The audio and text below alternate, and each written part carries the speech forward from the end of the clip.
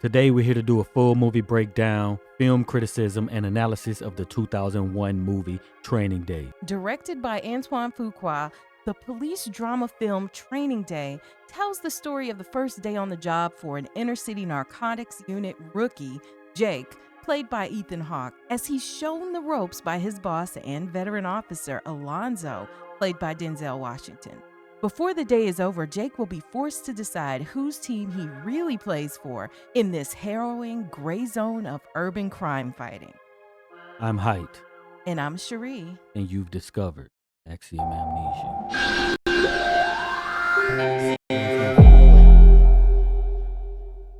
I can't wait to talk about this movie. But first, we want to thank all of the supporters who've helped to make this video possible.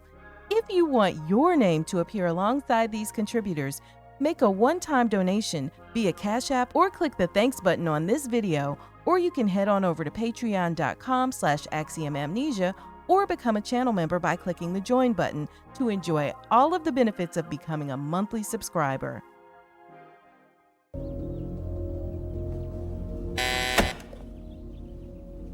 So as the movie opens, we see Jake and he's waking up. I mean, isn't that just sort of kind of like cliche? Every movie, somebody's waking up in the morning and, and so you see him in the bed. It's kind of like dark outside or whatever. His wife is already up because she's up with the baby. So he has like this nice family. We also notice that, somebody else in his family is probably a cop because he's got a picture of him with the candles next to them, like in memoriam or whatever. It becomes evident that Jake is like a family man, a good guy, just trying to do the right thing. It has all the cop movie tropes in here. But it's called Training Day, so I guess it's like, hey, let's start the day with where his day begins. Exactly. And yeah, I guess it probably could have been other ways to do it, but that's just how they chose to do it. But the music is, I guess you could call it ominous at the beginning. It's very weird. Like it doesn't seem like your typical I'm waking up in the morning and everything is okay sort of a feel, even with the color grading. And once the day actually, once the sun rises, Jake is still getting ready. His wife comes and she's got his uniform in the dry cleaning bag and everything. And she's telling him like, everybody says you're lucky. Don't mess this up and whatever. Listen, everyone's telling you how lucky you are. Don't screw this up.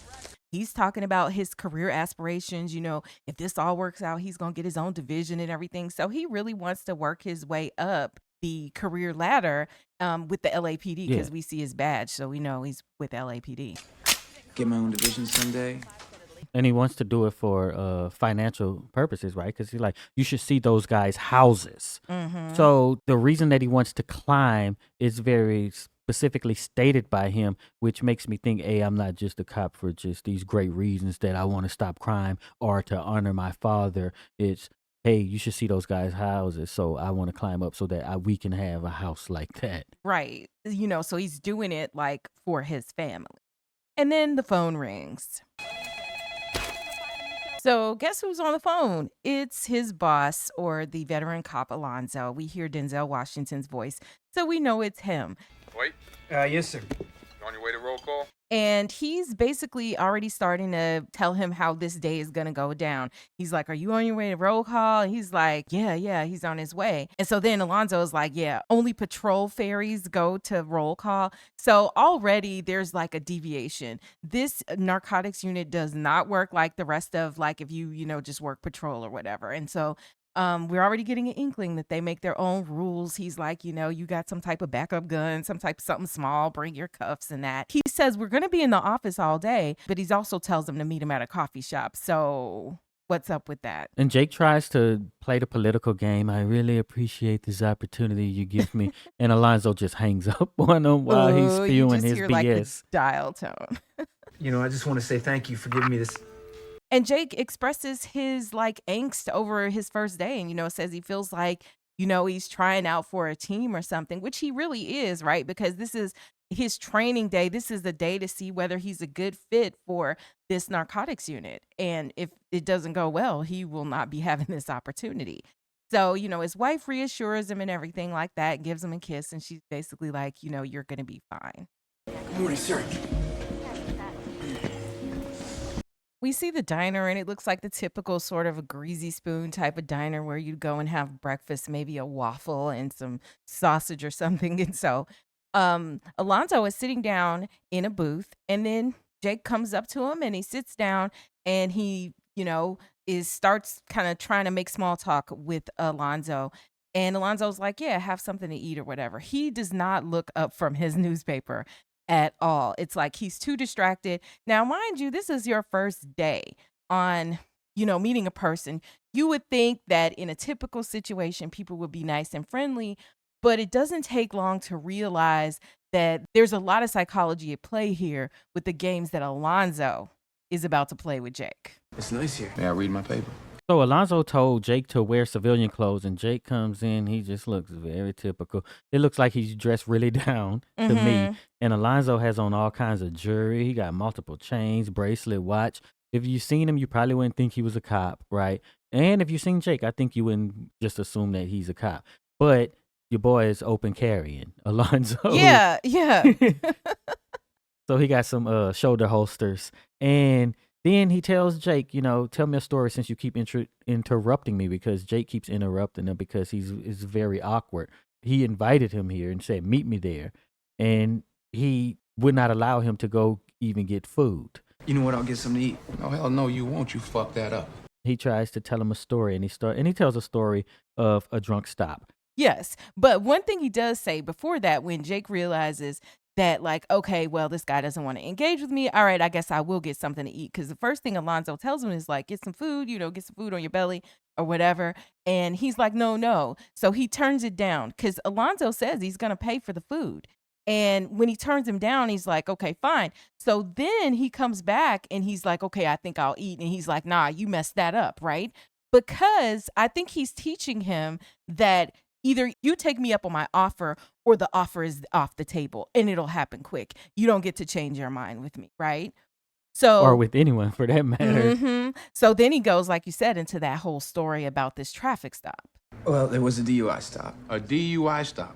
Wow, let me load up my gun. Yeah, but I think the reason that he's telling the story is for the sake of the movie, that there's gonna be a whole made up story, right? That he's gonna take Jake on. But at the same time, I think it's important for people to know how to tell stories, right? Because, especially when you're making movies, when you're analyzing movies, when you're just having basic conversation, he's coaching them through how to tell a story. Yes. Which will possibly be important later on. But even as a cop, and undercover especially, right? Yeah, to tell a story, he's leaving out all kinds of details, right? And just like when you say, oh, Debbie. Well, who is Debbie? You're just saying someone's name and you haven't established who these people are. Me and Debbie. Who's Debbie? It's, Debbie Maxwell, my training officer. So he's coaching them through how to properly tell a story. He learns this by reading the newspaper every day, because he claims, hey, it's very entertaining and this is what he does. So, and he says the newspaper is like 90% BS. Yeah. This is a newspaper, right? It's 90% bullshit. So through the act of, enjoying this paper daily, then he's also picking up storytelling skills. The other thing that we learned through this story, and I think for the sake of the movie, it's to establish what type of person that each of them is, right? So Jake is telling this story about this traffic stop and whatever. It's quite a boring story too. I don't even know why he tells it, but I guess it's supposed to be that in the end, Jake is a hero because he, helped to avoid a murder from happening or whatever. I think it's the politics, right? He's on his way to smoke his ex-partner before trial. Yeah. He's trying to impress his boss. Yeah. Hey, this is office talk, right? This is shop speak. So tell me a story. Hey, man, one time it was this traffic stop. It ended up being something else. We prevented a murder. But then Alonzo is like, I don't want to hear those sort of things. We're going to, quote, be real over here. Did you smash this lady? You know you tapped that ass. You put her in the back seat. Bam. Code X. Did you smash your training officer? And he's like Alonzo comes off as very rude. You tapped that ass, dude. But man, I got a wife. You got a dick. But so the things that I think we walk away from this diner scene, knowing where Alonzo is, to me, kind of rude and very direct. And then Jake is very straight-laced. Jake is going to be I'm play by the rules guy, or at least he wants to appear that way. That's the impression that he wants to give his boss, that he plays by the rules, which is kind of interesting because you're going into this whole undercover type of situation. And I would think that you have to come off as somebody who could be believable, telling a story, telling lies, and all the stuff that you're going to have to do to be believable in these setup type of situations. Pay the bill. Then we see Alonzo leave the diner, and he basically leaves the bill on Jake too. And you see him walk across the street, and he's like not looking. He's just so bold. He dares anybody to hit him as he walks across this busy to his car. So they get in the car, and Jake is like, this car is not from the motor pool. This car is not from the motor pool. No, it's not. Sexy though, isn't it? And it is Alonzo's Monte Carlo. And so he's just like, well, where's the office? And Alonzo's like, this is the office, baby. You know, like this, you in the office now. You're in the office, baby. So they're going to be in the car all day long, essentially, because, you know, he'd already told them ahead of time that they would be in the office all day. So then Alonzo starts his Monte Carlo, and I really like the way they played this scene because as soon as he starts it, it's like revs up and it's all the impressiveness of his vehicle. So you start hearing Dr. Dre's song, the instrumental. As they're driving, Alonzo actually does give his credentials because I'm like, does Alonzo feel like he needs to prove anything to anybody or not? Got 38 cases pending trial, 63 in active investigation, another 250 on the log. So he gives his credentials about his cases and his team that he is in charge of and so on. But he's keeping it real, and he's just like, look, bottom line, I ain't doing no hand holding or nothing like that. You either got it or you don't. You get with it or you don't. And that's that. You can go back to where you come from. You got today and today only to show me who and what you're made of. So he makes it very clear that I don't need you. You know, you could either be part of the team or not. And again, I go back to the psychology that Alonzo is using on Jake for this entire day. And it started early. Yeah. And he told him, you have today to show me what you're made of. And he asked him, so why do you want to be a narc? And Jake responds, I want to serve my community by ridding it of dangerous drugs. You serve my community by ridding it of dangerous drugs? Right. So he had a prepared answer already, you know, so he probably had his elevator speech and everything ready. I want to make detective. There you go. Alonzo's like, stop BSing, bro. Just tell me. And Jake says, I want to make detective. Right? And he also said, I would do anything you want me to do. I will do anything you want me to do.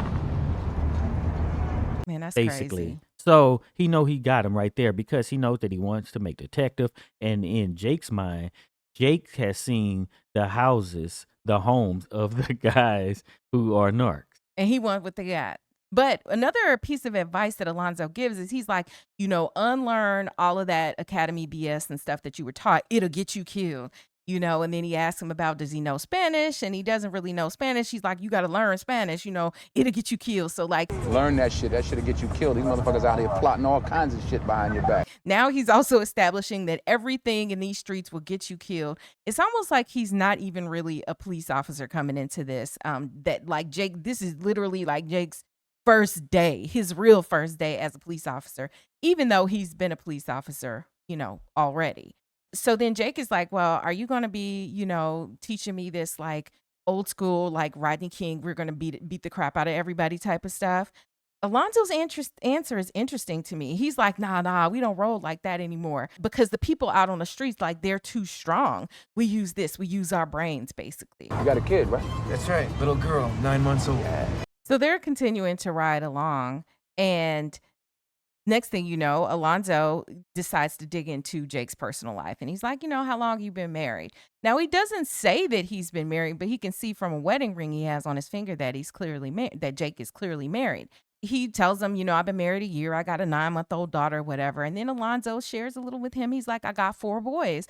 And, you know, I got my queen too. I'm married or whatever. Jake really doesn't want to talk about his family. So he's just like, you know, this is uncomfortable or whatever. Alonzo is just telling him like, yeah, you know, because your love for your wife will Get you killed. Yeah, everything is going to get him killed. So he's like, hide that love deep inside you. The day you bring your old lady to the office is the day that you don't make it back home. You know, and never wear your wedding ring to work, because this whole line of conversation came about because Jake is wearing a wedding ring. What's here? Transactions. So they come to this area, and Jake is like, well, what's over here? And Alonzo is like, transactions. And it turns out that they're actually watching, these different drug transactions take place. And so he talks about Nesto, this one of the guys that's over there. He's 17 years old, and his relationship with Nesto. And Jake's like, oh, he's an informant. And Alonzo's like, no, he is a teammate. So, informant versus teammate.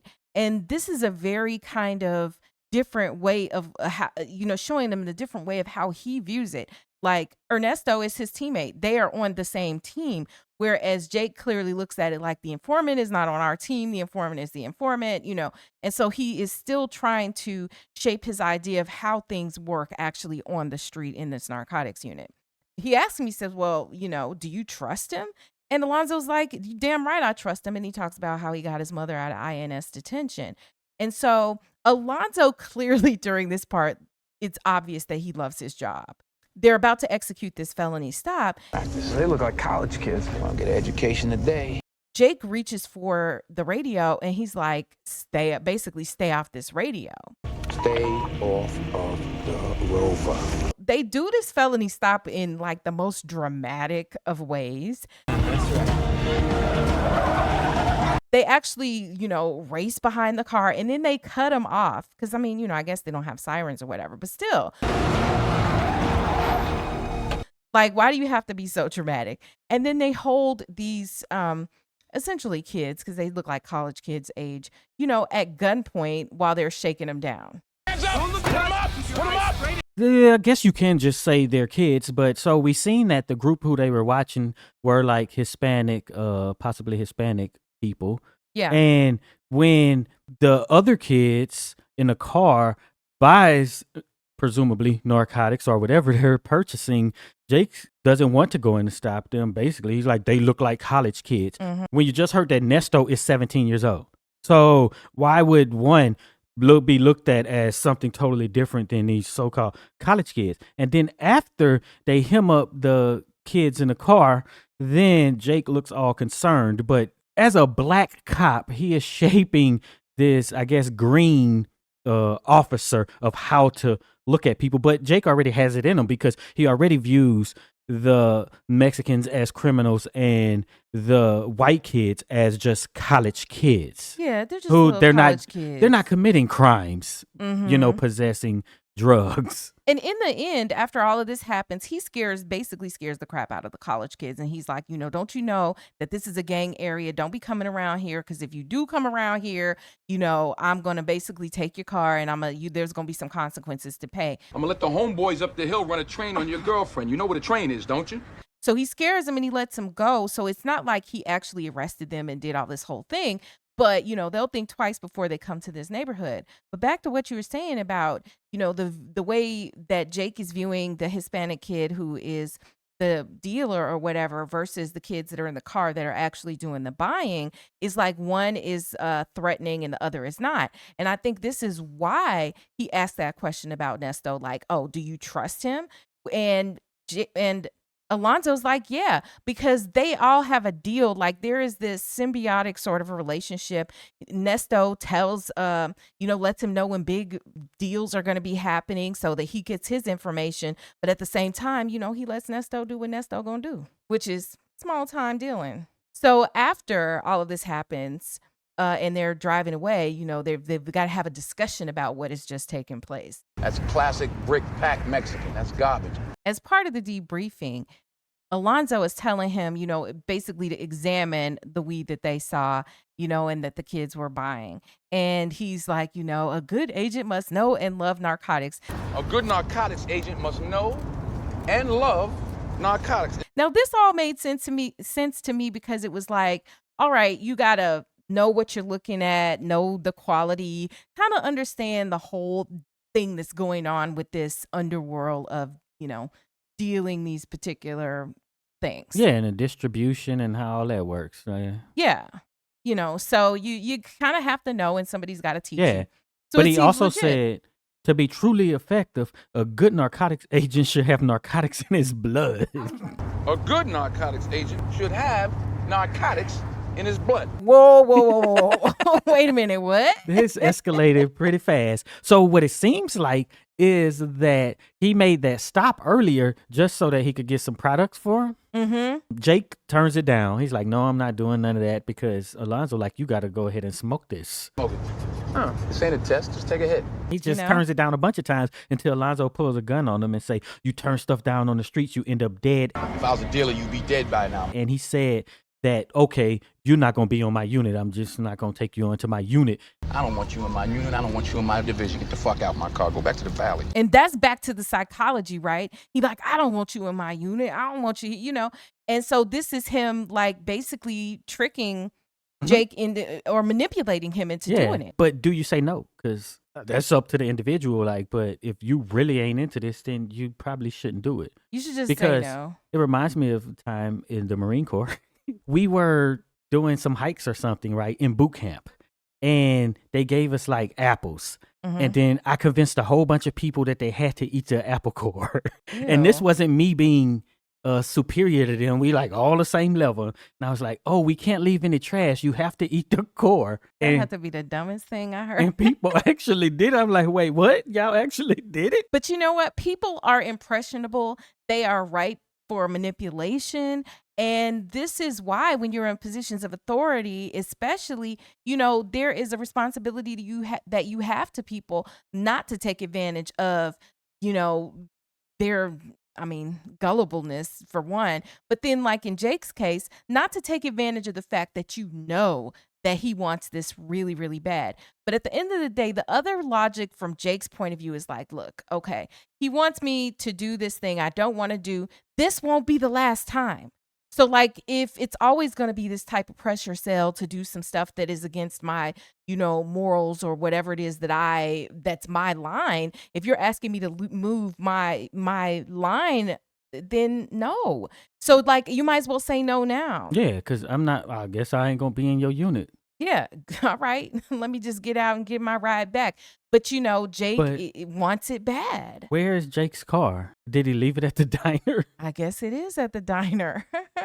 So Jake finally agrees to smoke it. But like, mind you, when Alonzo stops the car and puts the gun to Jake's head, they're like stopped in the middle of an intersection. That happens. I'm done. I don't want to be in your unit. You're pulling guns on me like this. So Jake's like, yeah, you know, I'll do it. So he agrees to smoke it. He smokes it. But I'll smoke it, man. Give it to me. And it's not enough for Alonzo, though. he makes him beg to smoke it. Yeah. You want me to smoke it? I'll smoke it. Yeah. Because he has to say it a bunch of times. No, give it to me. I'll do it. I'll do it. For real. Yeah. And, you know, so he does it. It's not even enough to take a puff or whatever. He's like, get it. Yeah. You know, Alonzo is like, do the whole bit of whatever amount, you know, that he put in there. Like, just smoke it all up or whatever. Man the fuck up. Finish that shit. Alonzo knows that he has the upper hand at this point because, like, what? They've been working for 45 minutes and he's already got him to take some drugs. So they're driving around. Alonzo's driving. Jake is just high, looking out and looking crazy and whatever. And they get in this conversation and Alonzo's like, yeah, when's the last time you smoked weed? And Jake's like, oh, not since 12th grade or whatever. And he's like, well, I ain't know you like to get wet. And then he's like, get wet? What? What's wet? Butt naked. Ew. And then Alonzo is like, what, you couldn't taste it? Because he's like, what's wet? And then Alonzo, you know, breaks it to him. He put all the synonyms down. PCP, does. Naked. Butt naked. Turn. Dust. PCP. But there's this thing that people like to get naked when they do sherm, you know, so it's, yeah. Maybe you get hot. Maybe, and then you just want to take your clothes off. Primos. B-Dog. That's what you had? And recently, there's been a lot of videos circulating online where people just going into Walmart, getting naked and putting things all over them. I don't know if that's sherm, Oh, but yeah. I've like seen that it one multiple guy. times just recently. Yeah. And so when Alonzo's talking to Jake, he says, well, I know you like to do it. And he's like, I haven't done it but you have. No, I never done it. You have now. I haven't, but you have. Then he Like, starts and the laughing. setup is Yeah. apparent at this point. And then Jake tells him, oh man, I'm gonna lose my job or whatever. And Alonzo kind of reassures him, like, oh, we know about the test a week before, so we have time to prepare. But then, they get into it, and Alonzo just tells him, nobody told you to smoke that. Well, because Jake is like, why did you do this to me? Why did you do this to me? You're an adult, man. Shit, nobody told you to smoke that. Well, Jake is like to Alonzo, why did you do this? And we still, as the audience, don't know. Like, why is Alonzo doing the stuff that he's doing? It appears that he's trying to prep him for the job, because he did talk about, hey, a good narcotics agent knows all about the drugs. And if you're on the street and you deny it, then you could die. His whole line. Everything you be is, killed. get you killed. Yeah. So it appears that way. So I think they did a good job at, leading the audience on. Yeah, they really did. And, he's just like, man, now Jake is like, realizes that he's in trouble. But I think he's still hopeful that this could work out, because he just wants it so bad. He wants to have this opportunity work out so that he can eventually make, detective and be in charge of his own people and do whatever, And, but like you said, Alonzo's like, it's not like I put a gun to your head. Nobody made you do that. Ain't like I put a gun to your head. Bro, he said nobody told you to smoke. Oh, he said nobody told you to do Bruh. that. But yeah. I mean, dirty cop. And before we end this video, we have to talk about the fact that, Denzel did get an Oscar for this role in 2002 at the Academy Awards. And he got it for playing a dirty cop. And there was a lot of controversy, and people felt this way about the fact that this is the role that Denzel gets the leading man Oscar for. And in comparison to the other movies that Denzel had done, how good is this movie? Good question. And another thing, so we have Ethane Hawke and Denzel Washington. And actually, Ethane Hawke's role, they offered it to Eminem first. What in the world? Eminem turned it down. And originally, they even wanted Samuel Jackson and Matt Damon to originally star in this role. Huh. I can't even really imagine it, though. Yeah, not Matt Damon. Sam Jackson and Matt Damon, though. This was, basically at this point, Jake knows he's kind of screwed, but he's hopeful. What's up, boy? All right. How they treating you? All right, give me a pound. So they go and they visit one of Alonzo's friends, Roger. And so what do we really know about Roger at all? Roger's this friendly guy. He opens up the door to them both, and he's like coming in, and he's calling Alonzo brother and all of this and that. And they seem to just like be really good old friends with one another. And they sit down and they start drinking and whatnot. Roger says to Alonzo, hey, heard you had this beef in Vegas. They got a green light on you. The Russians want your head. And then, Alonzo downplays it or whatever, like, no big deal. And so, Green light on your ass. Nah, ain't no problem. It's all good. The Russians want your head. I got your back. I know that. they, give Jake a drink. They're all drinking and whatever. And when they get ready to toast to the drink, they're like, back to the world. Back to the world, dog. Back to the world.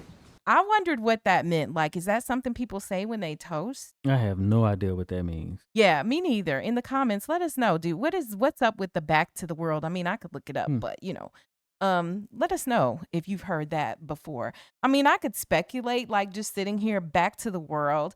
And, it just makes me want to think about, what do these two have in common, both Alonzo and his friend Roger? Yeah. But see, Roger seems to be very busy, because it looks like he has two phones, because one vibrates, it could be a pager or whatever, but and one rings. I don't know what's going on there either. Could it be one of the first movies with the annoying phone vibrate sound? The buzz sound. It might have been. I mean, this is 2001, so it may well have been. So Roger does notice, though, that Jake is high. And he's like, man, Alonzo, what you gave him, he basically out his mind. Then he's like, what's your last name?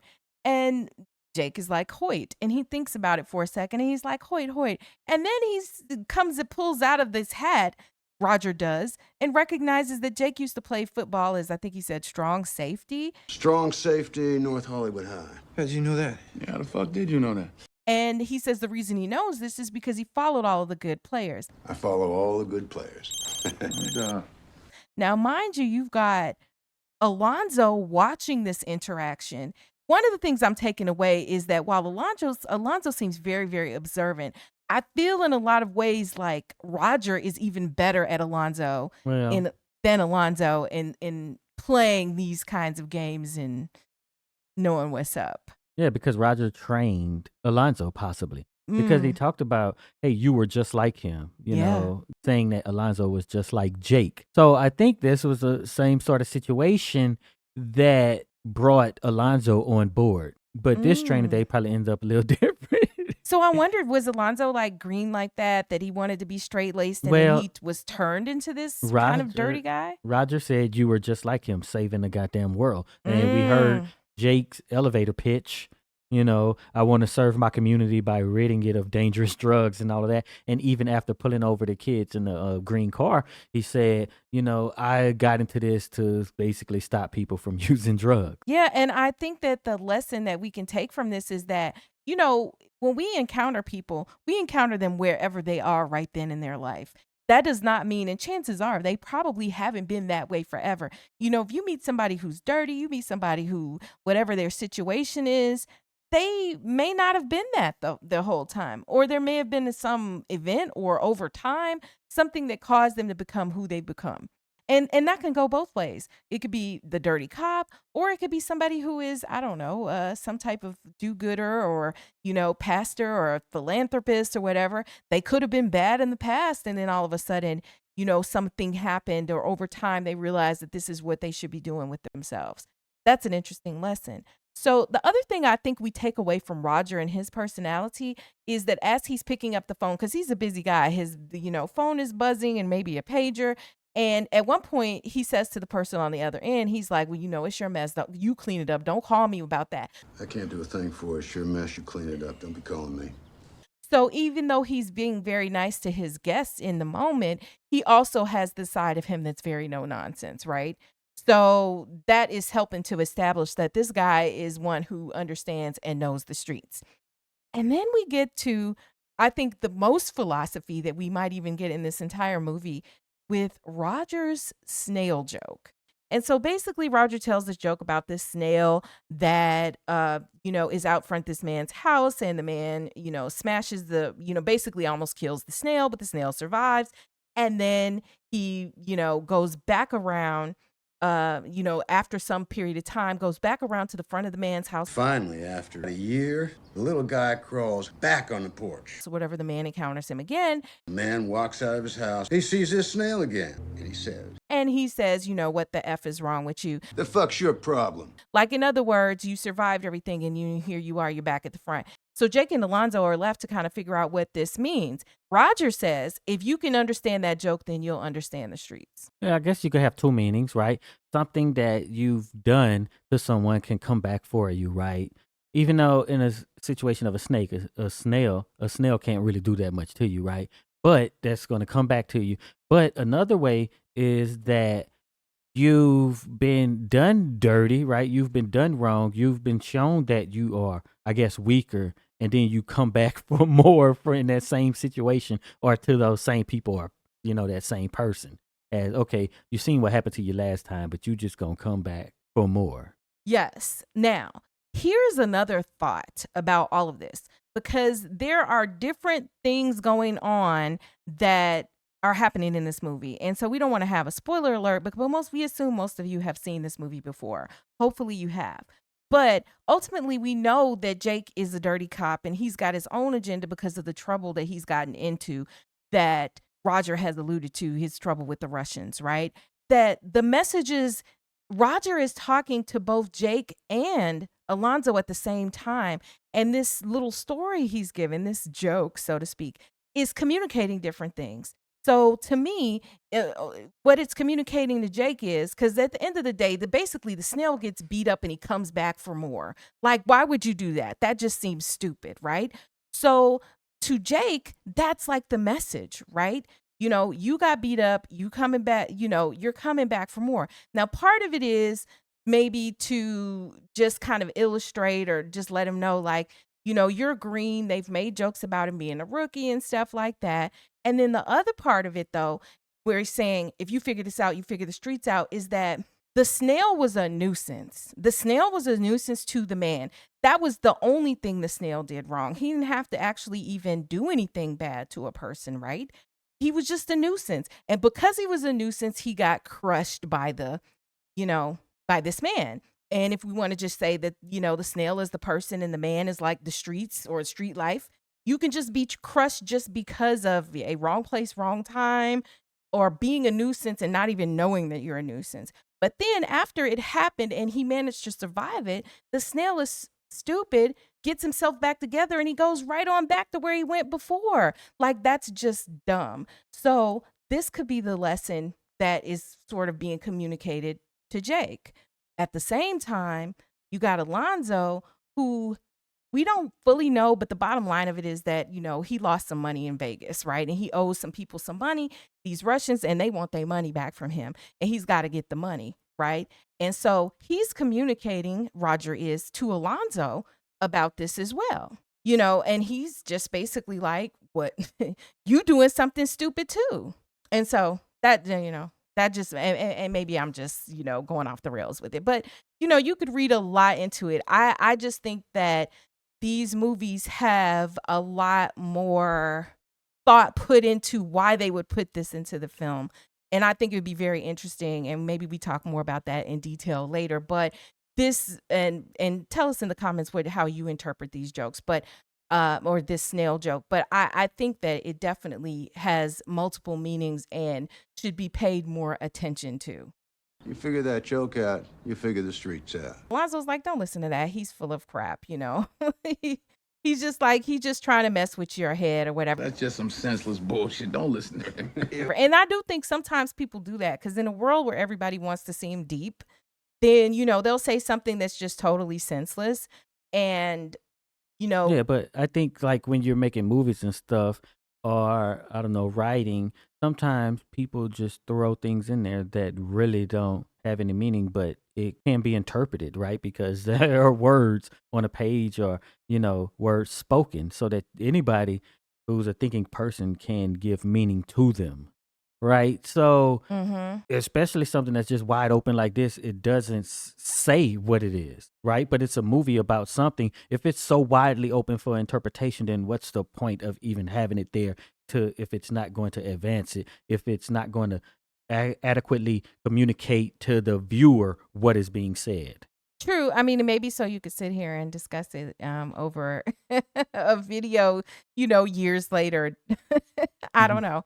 But yeah, that's a good point. I just think about like, that there could be something, when you have these different levels of communication and meaning, and it would mean more, I feel like, if he was saying something, Roger's character would be even better if he's saying the same words, but communicating completely different messages to both Jake and Alonzo. Why would he call it a joke? Good question. Maybe to put you off guard, right? He's not, what is he going to be like? I'm going to tell you an allegory, No. They do like your boy did and just start telling a story. Or I'm going to tell you a story. You don't right? have to say I'm going to, you just do it. Or you just start telling it. That's a good point. In every movie, that's what they do. Nobody says, I'm going to tell you a story. They just tell a story, especially when they're having a meeting with someone. Somebody just sits down, have a drink, and start telling a story. It's very cliche. Well, I'm just hoping, I want to see if my maybe possible theory or thoughts on the idea could pan out. But like, who is the snail in this movie? Is the snail both Jake and Alonzo? Is the snail Jake only? So I don't know. Maybe I'll revisit that. Maybe that's a whole nother separate movie. But, it just got my mind thinking. So then Alonzo decides to leave and he gets Jake up, to leave. But he tells Roger, thanks for the snort? Thanks for the snort, dog. Always good to see you, brother. The snort. Or did he say thanks for the story? It sounded like he said thanks for the snort. I don't know. So you're right. He says thanks for the snort. I don't get what that reference is about. Somebody in the comments let us know. But we find out a little bit of information that Roger's like, hey, I'm almost to my goal. I want to go to the Philippines and whatever. I'm less than a year away from my dream, Philippine Islands. Here I come, and I ain't never coming back. And then, Alonzo is just like, yeah, I want that too. And he's like, hey, you're invited. So they're like extremely friendly with, at least on the surface, with one another. And then they leave. Open your eyes, man. You'll feel a lot better. So now they're in the car riding along, and Jake wants nothing more than to start sleeping because, now he's been drinking hard liquor. He's had PCP, weed. He's just all messed up. Alonzo's drinking a beer while he drives, and he's like, get the spear in you. You'll feel better. Get that beer in you, man. That'll give you balance.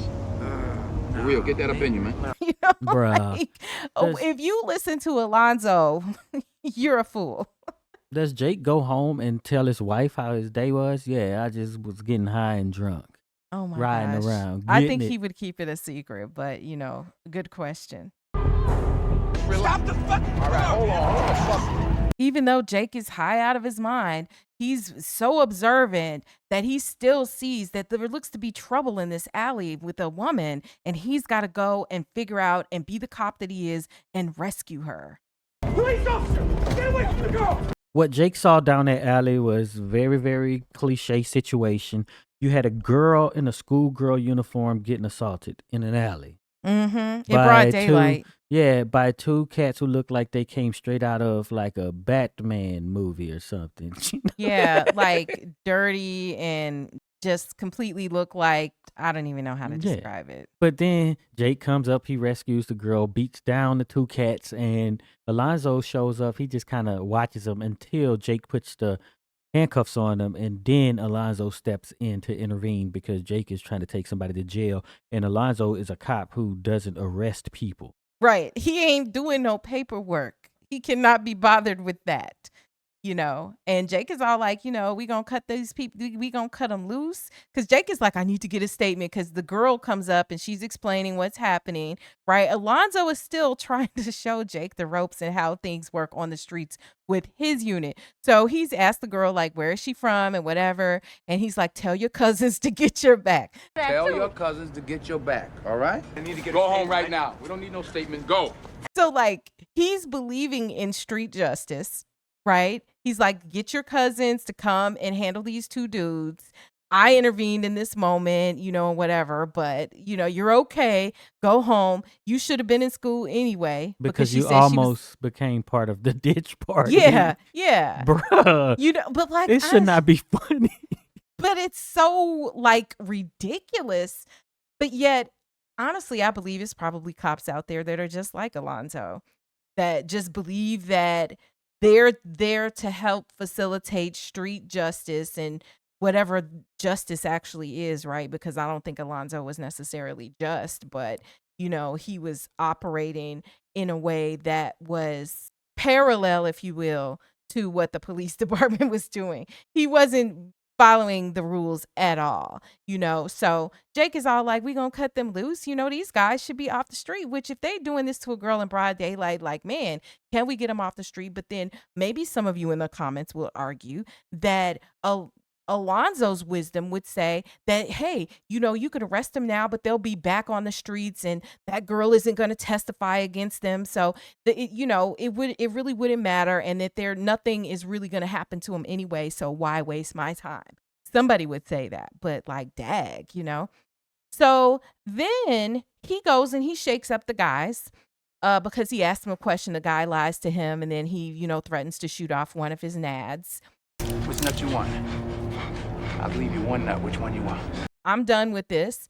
And he's just like, damn, I'm thirsty, and he's like, I'm going to leave you three to it. Damn, I'm thirsty. I want a beer. What about you?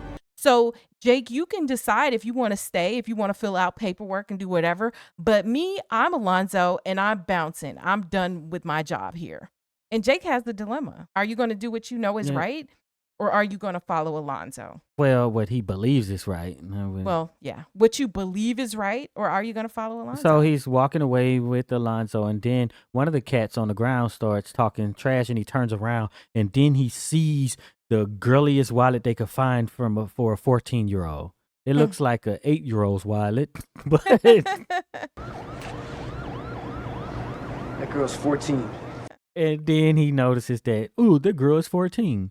And then he just basically does nothing. But at this time, I do feel he was tempted to like beat the guy up more, even though, like, let's be real, you beat the guy up to those guys up in the beginning, and that was like excessive force. That wasn't you just putting cuffs on them, getting ready to take them in. So you even Jake is. It was kind of two of them jumping him, though. Well, okay. But the problem was, of course, he can beat up two guys. Well, yeah, he can beat up two guys.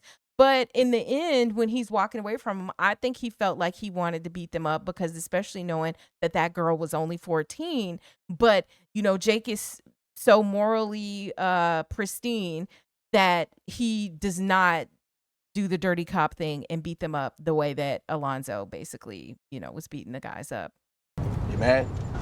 I'm gonna book that $60, huh? So when they get back in the car, Alonzo is like, you mad to Jake because, you know, they didn't take the guys to jail. And they have this conversation where they go back and, you know, Jake is like, I want justice. And Alonzo is like, yeah, you know, and he's like, you're offering street justice. And they kind of debate about like, which is better?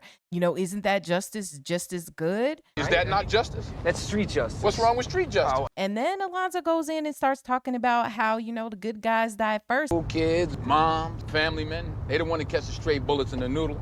And in order to protect the sheep, you got to be a wolf to catch a wolf. To protect the sheep, you got to catch the wolf. And it takes a wolf to catch a wolf. And I thought that was interesting because, I don't know, do you think that's true? You got to be a wolf to catch a wolf? No, I don't think you have to be a wolf to catch a wolf. Because if you look at the food chain, right, then different animals have different roles and different animals are higher up on that food chain. So you don't take one of the same to take down one who would be beneath. I would think you would need to be above. But he wanted to convince him that he's a wolf because he's saying, hey, you want to catch wolves. These are the people who are wolves. You are one of them. And then he really convinced him because he got him to start howling like a wolf and stuff. Come on, wolf. Oh, come on, dog. Oh. So now you are a wolf. But all this stuff he's doing is to tell him, hey, this is how you do the job, right? Like, hey, you're going to have to smoke this stuff to do this job, which is wrong. So he's just trying to turn him into what he considers what he a wolf. needs him to be, right? Because I think that he recognizes or believes that Jake is ripe to be manipulated because he's been able to manipulate him all the way up to this point anyway, right? If on the first day of the job, you're able to get people doing stuff, crimes that could, you know, make them lose their job, then he knows that he'll always have that leverage against him. And back to the point about whether you have to be a wolf to catch a wolf. And I agree. I think that you have to be better than a wolf. But at a minimum, you have to at least be able to think like a wolf or anticipate what the wolf will do. And yeah, you could be another wolf, or you could be better than a wolf or higher up than a wolf in order to catch a wolf. You know, but this is just the psychology. Yeah, so he got him. He's using. He got him on his side and stuff. Got him howling and asking for a beer. But then he said, "You have the magic eye." You got the magic eye, Hoyt. You up your street IQ, you're gonna do some damage out here. And that is going to resonate with a strong safety, right? So he got some information from Roger that he then uses to rope him in more because, you know, strong safety, eye discipline, all that stuff, and especially as a defensive back, but really as, you know, like safety and cornerbacks. Probably something that he heard about or wanted as a high school football player, right? Or something that he thought was within him, like, oh, I got these very particular eyes, you know, and what I'm able to do with my eyes is high level. This guy just brings it to him when he's very unaware of what he's actually doing to manipulate him. Yeah, you have the magic eye. Well, and then this goes to show how people manipulate other people, right? I'm going to tell you, if nothing else works, what tends to work with people is flattery. If you start, hey, you look nice today, and maybe in a way that they will believe them. There are very few people who, if you compliment them, will, you know, make their face frown up, right? Now, personally, when people, you know, start saying too much stuff that's too nice and not just about, you know, your looks or whatever, but just in general, like I started being suspicious of them. Like for me, because I'm always looking at what somebody is doing and saying and analyzing all of that. I'm like, okay, what you up to? What you got going? that you keep, you just seem like you're, trying to do something. But if you observe these people, all of the gurus, all of the people who are out here that are manipulating people to get money out of them, like, hey, just believe this thing and send me some money, or here's my course on how to do X, Y, and Z, get rich overnight. Only people who have these positive qualities send me money to go forward with it. Yeah. And so that's what they do. But, flattery is one of the big things that they'll use. And when that doesn't seem to work, or, if they feel like they're losing you, then they just start flattering, right? Because when Jake got in the car after the rescue of the girl, he was pissed. He was like, you didn't arrest these criminals, and I don't like what you're doing. And he was pissed. But within a couple minutes, Alonzo had that turned around with his manipulation and had Jake howling in the car like a wolf, and then he goes on to say, no matter what I did, no matter what I say, you did the right thing. No matter what I say, you did the right thing. And then you remind me of me because I'm good. So if I'm saying you're good, you're just like me. Again, more manipulation. You remind me of me when I was out there chasing the bad guys and rocking their world. But the funny thing he does is, though, he slides in there, though, you're like me, but you did that chokehold. And the chokehold is illegal and you ain't supposed to be doing that. I thought that was a no-no procedure, boy. I was getting my ass kicked. And Jake tries to justify it. Well, they were getting the best of me and I had to do what I had to do. And then he walks right into Alonzo's trap. Boom. You had to do what you had to do. This that howling thing reminds me of something personal. What? Where in orientation at college, they had, okay, get back to back with somebody. We're all in this room or whatever. Get back to back with somebody. Now jump and turn around and roar like a tiger, the mascot. And then me and the person who were back to back just kind of turned around and looked at each other. So basically, just for a little bit of context for you all, this is what they were doing in LSU and right around the time that this movie was made. Yeah. Oh, I wonder which came out first. Did the movie come out first? The movie came out in 2001. What month? September. October. Oh, okay. October 5th. Oh, so it was after. So yeah. So you were saying about your story. And then that's basically how they try to do they supposedly open you up, but they're really trying to indoctrinate you into this culture, right? And that's basically what Alonzo is doing. They try to indoctrinate you to the culture of the university and have school spirit and all of that. And basically, Alonzo is like, come on, you're going to be a wolf. That's our mascot. Yeah. Ooh, go ahead and howl like a wolf. We wolves. That's what we do. But, that is how you get people, into that whole group thinking and all of that stuff. And, a book that we often will bring up is Ernest Becker's Denial of Death. The reason that people identify with these flags and teams and mascots and have the whole thing where it's like, your allegiance is to your country or to your whatever, or even to your gender, because we see a lot of that in the comments too, right? Is because you're trying to have something that you feel like will live on beyond you, right? That's why people are susceptible to that. But that's a good read if you ever want to know more about that. So yeah, so all is well now. They're wolves, they're howling and they're drinking beers while on duty and driving down the street. Didn't they say that Jake went to North Hollywood High? Yeah. Their mascot is a husky. The Huskies. Interesting. As well. So there was another thing about this $60 that they had gotten off the guys who had robbed the girl.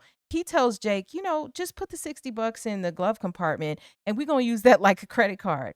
That'll come in handy later on. We'll use it like a credit card or something. Everything that Alonzo picks up throughout his day in the office, he just holds on to and he uses, right? He got the drugs off of the drug bust and then he used that on Jake. But he has an explanation for everything that he does to Jake. Mm-hmm. He's like, oh yeah, we're just going to use this later. Clearly it's going to be for nefarious reasons. Definitely. But to Jake, he's telling them, oh yeah, this is for this noble cause of fighting crime. What a fool. Alonzo pulls up to the sidewalk and Snoop Dogg, who is playing a character by the name of Blue, comes up and he asks, what do you need? you need, homie? Crack. And Jake just like, crack. Crack. I'd like to buy some crack rock. Oh, man. And then Blue says, nah, it smells like bacon in there. Smell like bacon in this motherfucker. You know, reference to pigs, cops. And so he just basically takes off. And Alonzo gives Jake the green light to go after him. Jake kind of like, no, he don't want to because he's in a chair. Jake goes after him. Yo, give me a break, man. Hey, yo, slow up. And then he knocks a disabled individual out of his wheelchair and stuff because he keeps trying to get away. All right. Blue makes reference to violating civil rights or the ADA. Civil rights violating motherfuckers. Watch your legs, watch your legs. And here comes Alonzo speaking some other language, showing off his multilingual chops and stuff.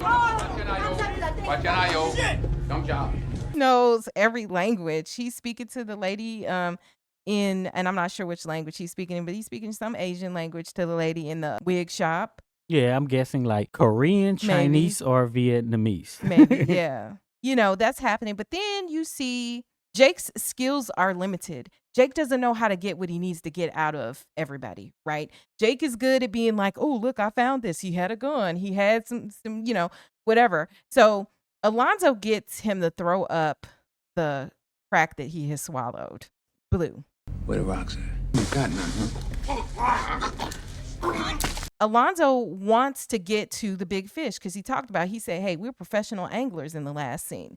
And we go after the big fish. So he's not really interested in any low-level dealers that are on the corners. He wants to get the big fish because the big fish also make Alonzo look good, right? This is how he, has all the cases that he named and the people he sent to prison and all of this and that, right? And so he has these tactics to compel people to do what he wants. And so once the gun that Blue has is discovered, and once he realizes he's got the crack rock, he's threatening him with jail time. Now, you know with your record, you can get 10 years per bullet. Do you know that? And he's able to get him to talk, even though Blue is like, I ain't no snitch. You know I ain't no snitch. That's 10 right there, dog. And Alonzo kind of, empathizes with him. He's like, yeah, I know you ain't no snitch, but tell me what I need to know, right? I know you ain't no snitch. Give me a name. Ultimately, he gives him the name like of Sandman or, Sand or whoever, so that Alonzo can then go chase this bigger fish. This nigga named Sandman. That's all the fuck I know, man. Sandman. Sandman. And then when he's leaving out, I thought it was kind of funny because he asks Jake, you want to collect the evidence? And Jake is like, nah. And he's like, my man, You want to collect the evidence? Fuck that, man. My dick. Because now Jake has been trained. Jake knows what to do. We're not collecting evidence. We just do it with whatever we want to do. And we certainly don't fill out paperwork. Not for these low-level people. But I think because he threw it up too. That's gross. I guess you would just have to write a false report and not say that you stuck a ink pen down somebody's throat to make them it's throw just up like the evidence. Even the report would be incriminating. But I do have a question. Where they were talking about street justice versus whatever regular justice that Jake was talking about, do you think that Alonzo was more fair when it comes to accused criminals or people who are suspected of doing something? Do you think that he would set up criminals? Or do you, I'm just curious because would he set up Snoop? Would he plan something on Snoop? Or do you think that he has more of an approach to, I'm a fair person and I give a fair shake to everybody, kind of the same way when he was talking about the guy who, 17-year-old who was dealing earlier, he lets him do what he has to do. And as long as Alonzo is able to do what Alonzo needs to do. No. Alonzo just doesn't care. Look what he done to Jake. Jake wasn't even, from what we know, a criminal, and how he's doing him. I think he would just do whatever when he needs to get something, right? And that's just all it is. So he doesn't have any code, really. He probably got some sort of a code, but it's probably not an admirable code. Well, see, I felt like, at least by this point in the movie, that what he's doing to Jake is so that he can make Jake basically indebted to him and also wrap Jake up in stuff that he can use as leverage, so Jake will never tell on him for all of the crap that he does, right?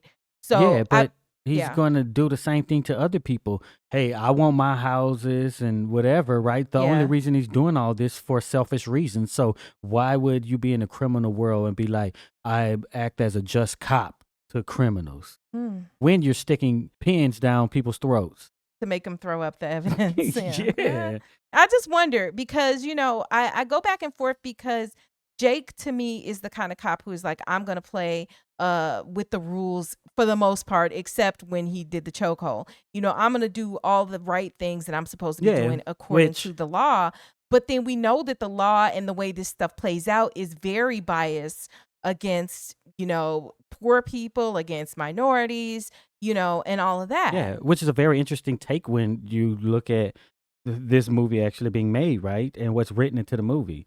You have a black cop who is the dirty one. You have the white cop who is trying to do everything right. And the black cop is trying to teach the white cop to give unjust treatment to black and brown people. Is he teaching him to give him unjust treatment, or was the fact that he didn't arrest the 17-year-old earlier or whatever, and that he did target those college students, in other words, don't let them get away. Yeah, he didn't take them in and arrest them, but he still didn't let them go. Jake wanted to just be ignoring them for being over there participating in the drug trade. Yes, but the only egregious act isn't taking people to jail. Well, yeah, that isn't the only egregious act. Yeah, so what he's doing, he's involving himself in criminal activity, and we'll see later on in the movie how he feels about the actual community. The whole thing is, as a viewer, I see a black criminal cop who is getting this white dude to do drugs and skirt the law. Yeah. That is what is going on, and that is the movie that was put out, and that is the movie that got Denzel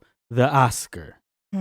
That is what's happening in this movie. Problematic. It's problematic. Yeah, because it's about, crooked cops. Now we got a great image of a crooked cop. Contrary to belief, if you're very young, the issues were being talked about at this time, in the early 2000s and throughout the 90s. Yeah. Yeah, but, for people who view our other channels, who are aware of our other channels, when they go into this beauty supply store, there's a sign that says 100% human hair on the window.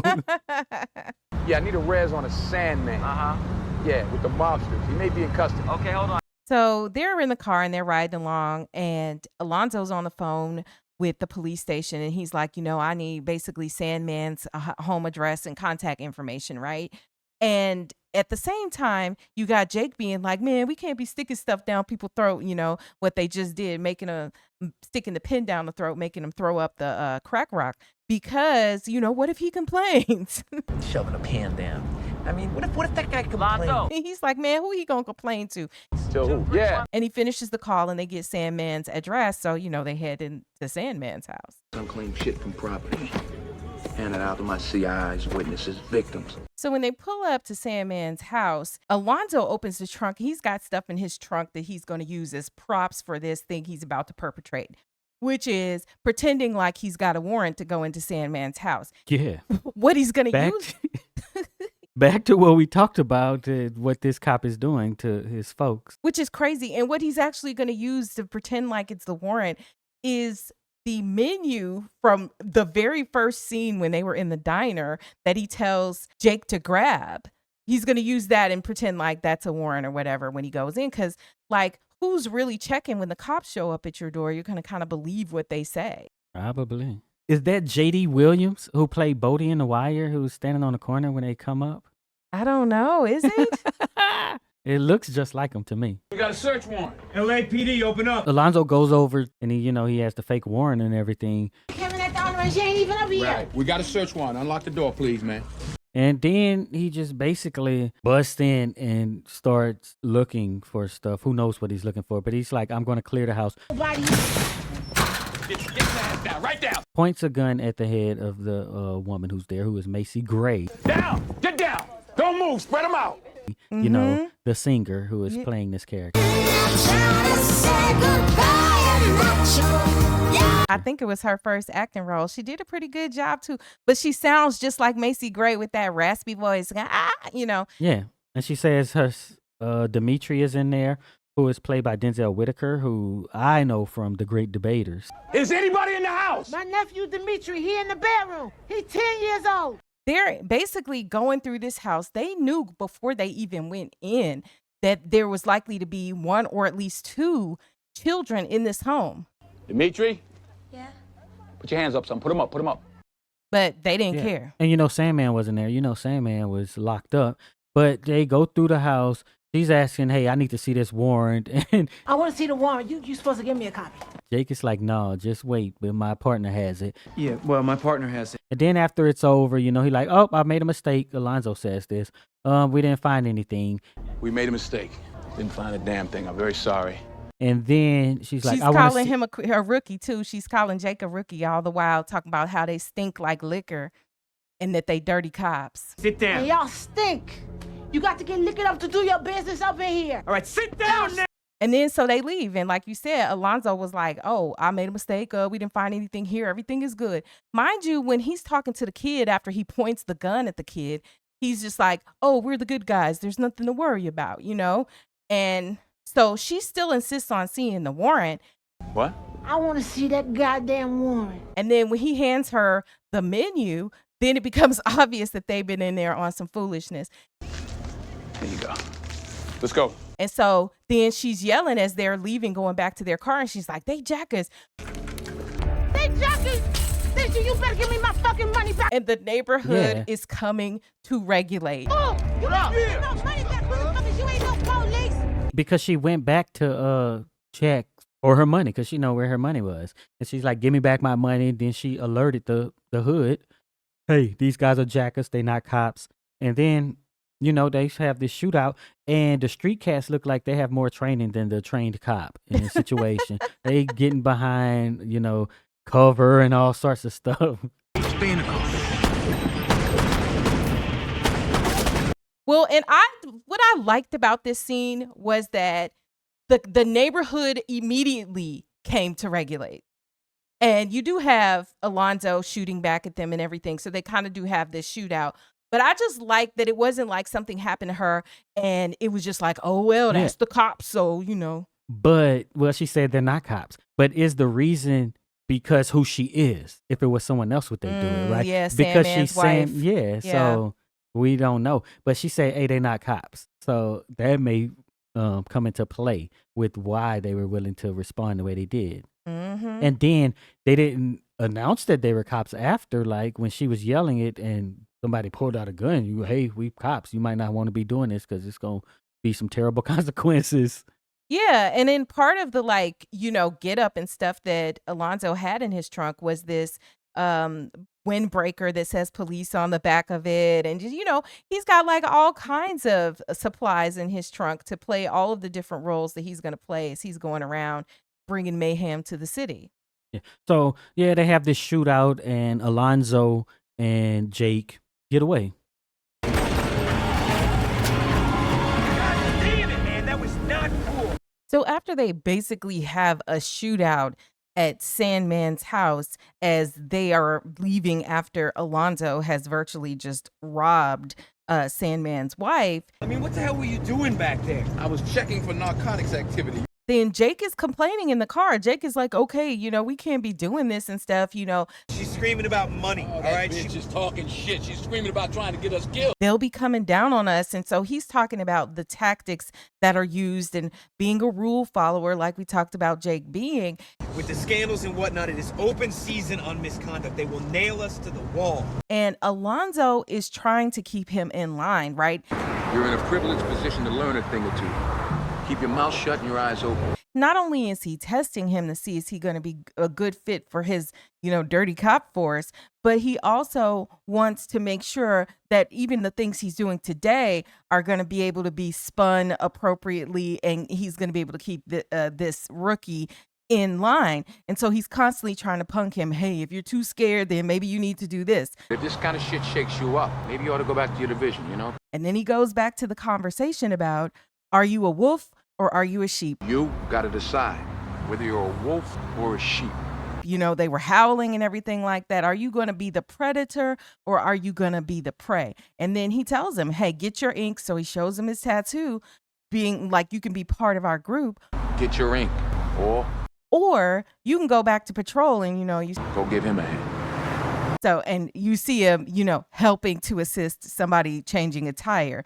So either you get with us or you get with them. Yeah, but the thing with Jake was, it isn't about that it's wrong what he's doing. It's only about the consequences that could come to Jake, because he just wants to climb up.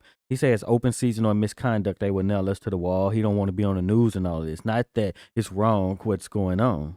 Mm-hmm. So he's halfway there. What are we doing going in here, man? We'll get killed coming in here. So as they keep on driving, Alonzo takes Jake to, I guess, what's called the jungle. You know about this place, huh? Yeah, it's a jungle, right? So they're in this seedy area that's supposed to be called the jungle.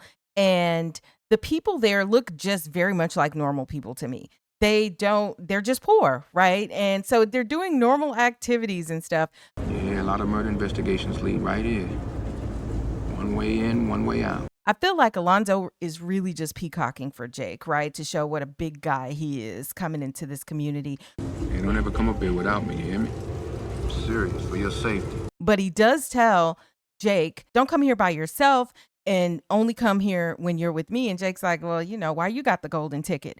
And he explains that, I treat them fairly and whatnot like that. I treat them fair. They know if they cross the line, I'm taxing that ass. So, this is it. But he also talks about that he's coming and that this is why the lookout is flipping pigeons. They flipping pigeons. I want to let everybody know I'm here.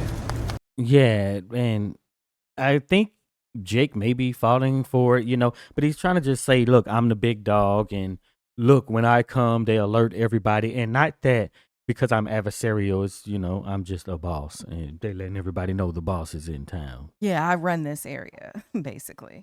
One time. What's up, Bone? What's up, Alonzo? All right. What's happening with your down moves? All good. They're walking through the community, and Alonzo comes up to this group of guys who are playing dice, and the guys clearly, know Alonzo. They greet him and everything. They show him respect to his face, and one of the guys even says, hey, thanks for what you did for my nephew. Appreciate what you did for my nephew. That's some real shit. For sure. And Alonzo looks at another guy, and he's like, come see me, You better call me. So he's just pulling boss moves. Yeah, talking about you better call me. Yeah, so he is pulling boss moves with these guys, but he's not even like 10 feet away before one of the guys in the group who had been respectful to his face was like, I can't stand him. I'm getting sick of his mess. And Man, I'm sick of this shit, man. Can't stand that motherfucker. so like, it's just like with the boss situations, on jobs and other situations where they hate the boss. They don't like him. They just kind of give him this facade of respect to his face, but they really don't actually respect him, and they don't like him either. Yeah, it's basically just a power dynamic that you have in most situations, and it doesn't matter the circumstance. So this is supposed to be a very terrible neighborhood, and he's showing Jake, look at how they treat me here. But in any other place as a cop, you still have that power. You have the weapons. You have the full force of a whole bunch of authority behind you. And, it's easy to just be like, look at how I treat them. They ain't nobody. They just some busters, and I got them all under my thumb. Nobody, some bust ass niggas. I got them all under my thumb. Mm-hmm. Because of that relationship, like, what else is there to do when they would have to, I guess you call it's punching down, Yeah. So they're making their way to this apartment, and on the way, Jake is like, well, whose apartment is this? And Alonzo is like, just one of my lovelies, just one of my dimes or whatever. One of my dimes.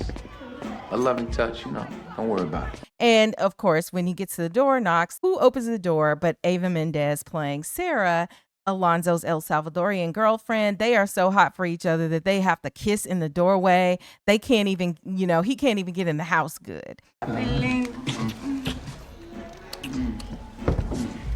And so the other thing you notice here is that he's speaking Spanish, just like before where he could speak every language. He is relating to his girlfriend in Spanish. He's speaking Spanish. Policía, señorita. Ah, mami. When they go in, there's a little boy who looks like a little black boy. How you doing? Fine. And, his mother is clearly El Salvadorian. And before you guys are like, oh, well, there are black people in Central and South America. Yeah, but I think the implication here at this point in the film is that this is probably not only Alonzo's girlfriend, but his son as well. Or possibly one of the black guys outside, right? So it's basically they cast a kid who looked like he could have I guess, American black parent. Mm-hmm. Now this is all El Salvadorian food. Sarah gives food to Jake, and then, because he was complaining about being hungry, and then she disappears off with Alonzo in the back, and a bunch of time actually passes. After this time passes, we see that Alonzo, and it was weird to me because Alonzo's standing there like with a gun in his hand at his sides, and he sees that Jake is asleep with his son. And playing on the television is this racist kind of cartoon from, back in the day, right?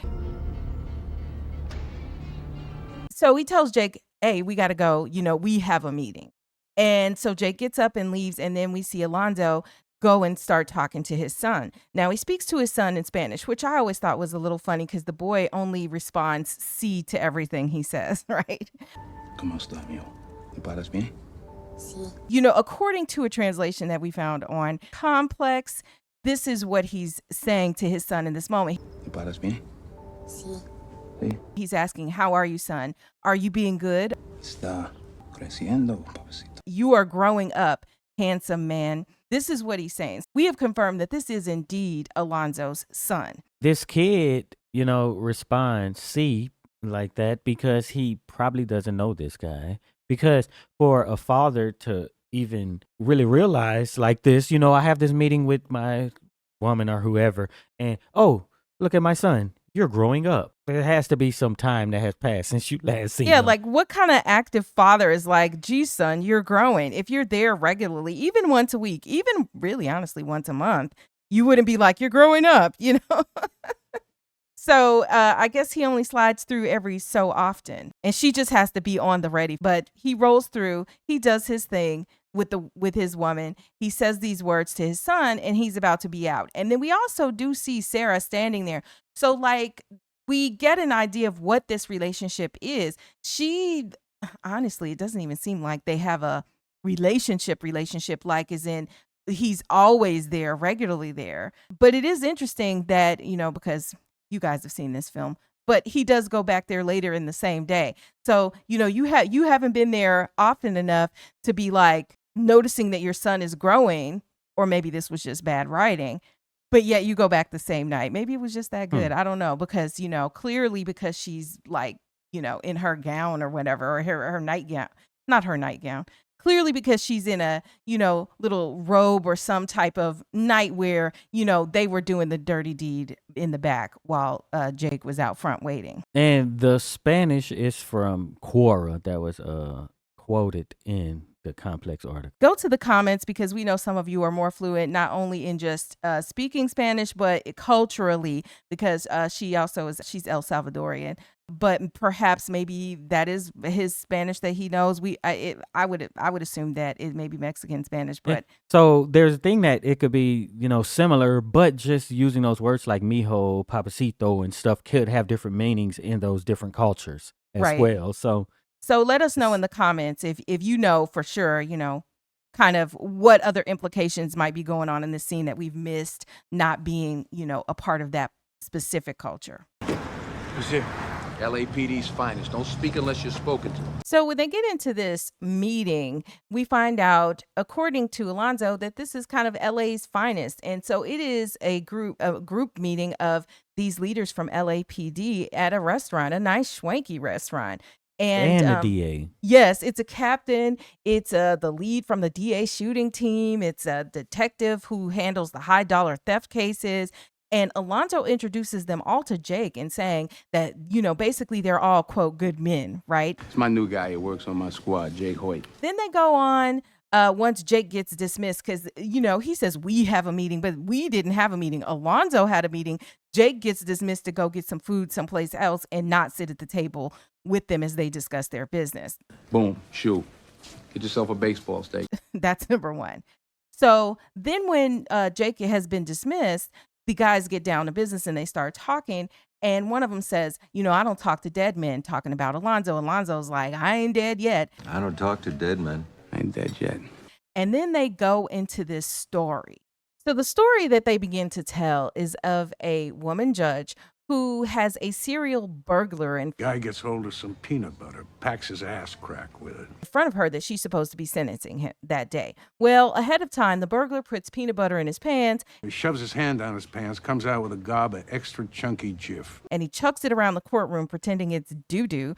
Bailiffs won't come near him. And he licks his fingers so he can play crazy. Now he's looking the judge right in the eyes. Licks his fingers clean. And the woman judge sends him to psych as opposed to prison, and the law enforcement guys are mad. Orders him to psychiatric. She fell for it. Yeah, that's because she's so fucking smart. Yeah. And they're making these sexist comments, right? Because they have to preface everything with the fact that she's a, quote, female judge, right? Judge is female. Landers. She's so effing smart, sarcastically, and that he'll never spend a day in prison. And Alonzo says in response to this story, well, the guy worked the system. He deserves his freedom.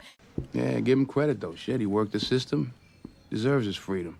And the other guys at the table are kind of like, I don't know about that. But then Alonzo's like, or maybe not, right? Yeah, think so? Or not. The guy who was the detective over the, high crimes unit or whatever, the theft unit, he's like, I'm going to find this guy and I'm going to do him. I'm going to find this guy on the street and I'm going to do him. Right. So mind you, they were all introduced to Jake as, quote, good guys. But this guy is like, I'm going to take some vigilante justice and I'm going to go and basically kill this guy who is essentially a thief. He's a thief. He's not like and I'm not comparing. Allegedly. He's allegedly supposed to be this thief that this detective has been chasing for, a year. About 12 months, he said he chased him for. And he should just be put to death because the detective is mad that he didn't get a prison term. Yeah, so we have a meeting of, some high ups, right, in the department and in government, and they're basically showing that you're basically just another gang, just like the Russians, just like the street gang that we saw in the jungle. That's basically it. And this is just one of the gangs that's, around LA and around the country, right? Yep. But Alonzo, he is low in this organization because he doesn't know what to say and what to do, right? He's like, oh, Landis, she's a sharp lady. And then they laugh at him, right? Yeah, I know Landis. She's a sharp lady. No? Right. And he's very uncomfortable. And then while the Detective Doug Roselli, is telling the story, Alonzo is fake laughing. He's taking his cues from other people at the table of what his reaction should be, right? And he's like, oh, he worked the system. He deserves his freedom. When questioned about that, he says, or not, right? So he is just basically the Jake of this situation. It's very clear, like that laugh. It just gave it away. Like, okay, Denzel, you're pulling off the fake laugh as an actor. Yeah, I mean, Denzel is an amazing actor. He really is. And, in this conversation, after they have tell their story, and it's funny how in these movies, we saw earlier with Roger, how Roger, basically just stops the dialogue and tells this long story in the middle of it. And here is another story, right? The people who write these films are not putting these stories in here for nothing. Now, we said we were going to get back to Roger's story about the stupid snail later, and hopefully we will, or maybe we'll even have to do a separate video about the snail. But the same thing that they're illustrating here is that they're telling this story to kind of let you know how it goes, all the players, and also how they feel about the players, right? And that we decide, what's right or wrong. Because when Alonzo is talking about he worked the system, he deserves his freedom, that's telling what Alonzo thinks about what's going on here, right? Because you on the so-called opposite side of the law, and you think what you're doing is, oh, you're just working the system. But they're like, no, we have actual rules and code that we live by. And this guy is on this side of the rule. Yeah. Not that, oh, you just work the system, it's all fair. No, it's the way that we think it should be. Heard you had an expensive weekend in Vegas. So they get into the discussion about, what Alonzo's been up to, why the heat is on Alonzo. And they talked about, I heard you had an expensive weekend in Vegas. And how did you screw up so bad? How did you ever screw up so bad? Nothing. It's nothing. Forget it. And they're telling him, like, straight up, the Russians do not care that you have a badge. The Russians don't care if you have a badge. And they tell him, they like, look, you need to hop a flight. You need to run.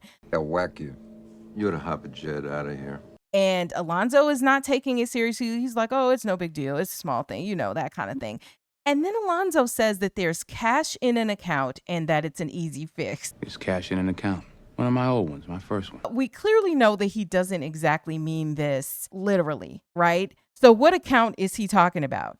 What is the cash that he is talking about, and how is this an easy fix? What happened in Vegas? Not a problem. Look, the guy's a high security risk anyway. If I'm not around, who's going to keep him off the radar? You? And what did happen in Vegas? Exactly. That's kind of what the viewer is feeling in this moment. And one of the guys at the table tells Alonzo, look, I don't want to see you on the front page like those other a-holes. I do not want to see you on the front page like those other assholes. He's like, you know, basically, don't worry. I got this guy who's like my first, right? Giving a clue as to, you know, okay, so this account is not a real account in a bank. It is what he's drawing upon, and he's going to go tax somebody. Now, who do you think that's going to be? It's his first. We've already been given the clues. It's probably going to be Roger, right? But they don't care if he's on the front page or anything. They're not offering protection. They put it all on him, right? Even though he's probably operating within this organization, this gang faction, right? It's you, you know, the Russians don't play, but we ain't going to do anything to, you know, put them at bay or stop or even assist. We can't, you know, in their minds, right? It's kind of like, we can't do it. And so you're out here on your own.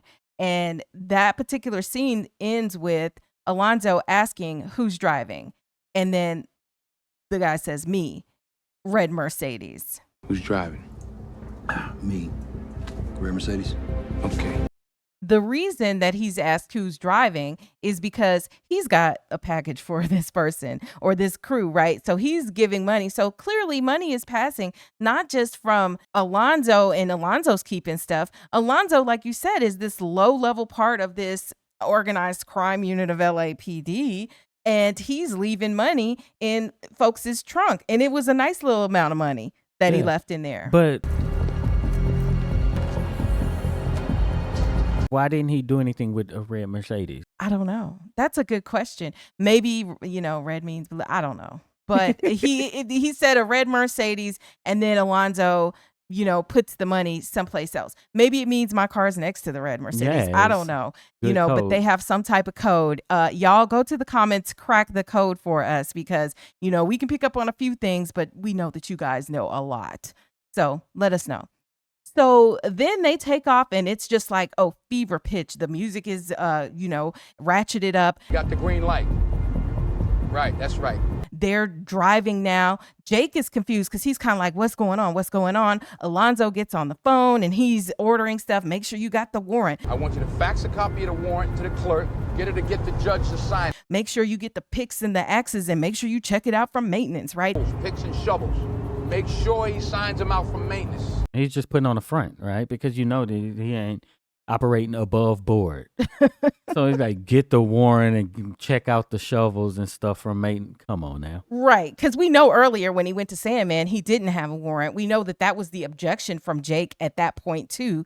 So, yeah, he's just playing games. So, of course, Jake has seen that Alonzo put that money in that trunk, and he's got questions for Alonzo as they're riding. He's like, well, you know, what was that money for? And how much was that money? And so Alonzo's like, hey, it was $40K. 40 G's. And he's like, well, what was it for? And he's like, there's nothing free in this world, not even arrest warrants. Nothing free in this world, Jake.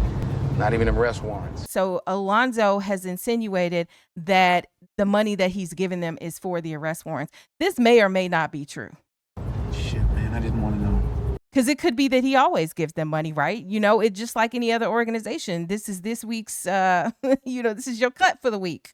Your 10%, your 20, whatever it is, for whatever the business is. Check this motherfucker out. Nice suit, Mark. So then, just like every great action film, there's a rooftop meeting scene, and Alonzo has assembled his team. And his team includes, you know, these guys who just look like they're, you know, these hip cops, kind of like mini Alonzos, right? Nobody's dressed in typical undercover outfits. They're all, you know, coming up. And who is in his crew except Dr. Dre? Bruh. What up, killer? I can't call it. What's up with you? But then, you know, he delivers a line. I've been hearing a lot of shit out here on these streets, man. You all right? It's all good. I talked to the three wise men. Everything is lovely. if you say I can get away with it, I'm with it, right? Shit, if you say we can get away with it, I'm with you. So this is the first little, I guess, that Jake gets that inkling that this is wrong, right? Not just the way it is, and we got to do these things to really bring down whoever. Dr. Dre's character says, if you say I can get away with it, then I'm down. Then so you're trying to get down away to do with it. something. Yeah. And, then we hear this reference to, quote, the three wise men who, I've talked to the three wise men. They say it's cool. And so obviously the three wise men are supposed to be the guys that he spoke with for the higher ups from LAPD or the rest of the organization that were at this meeting that he just came from, Yes. right? But it's a lie.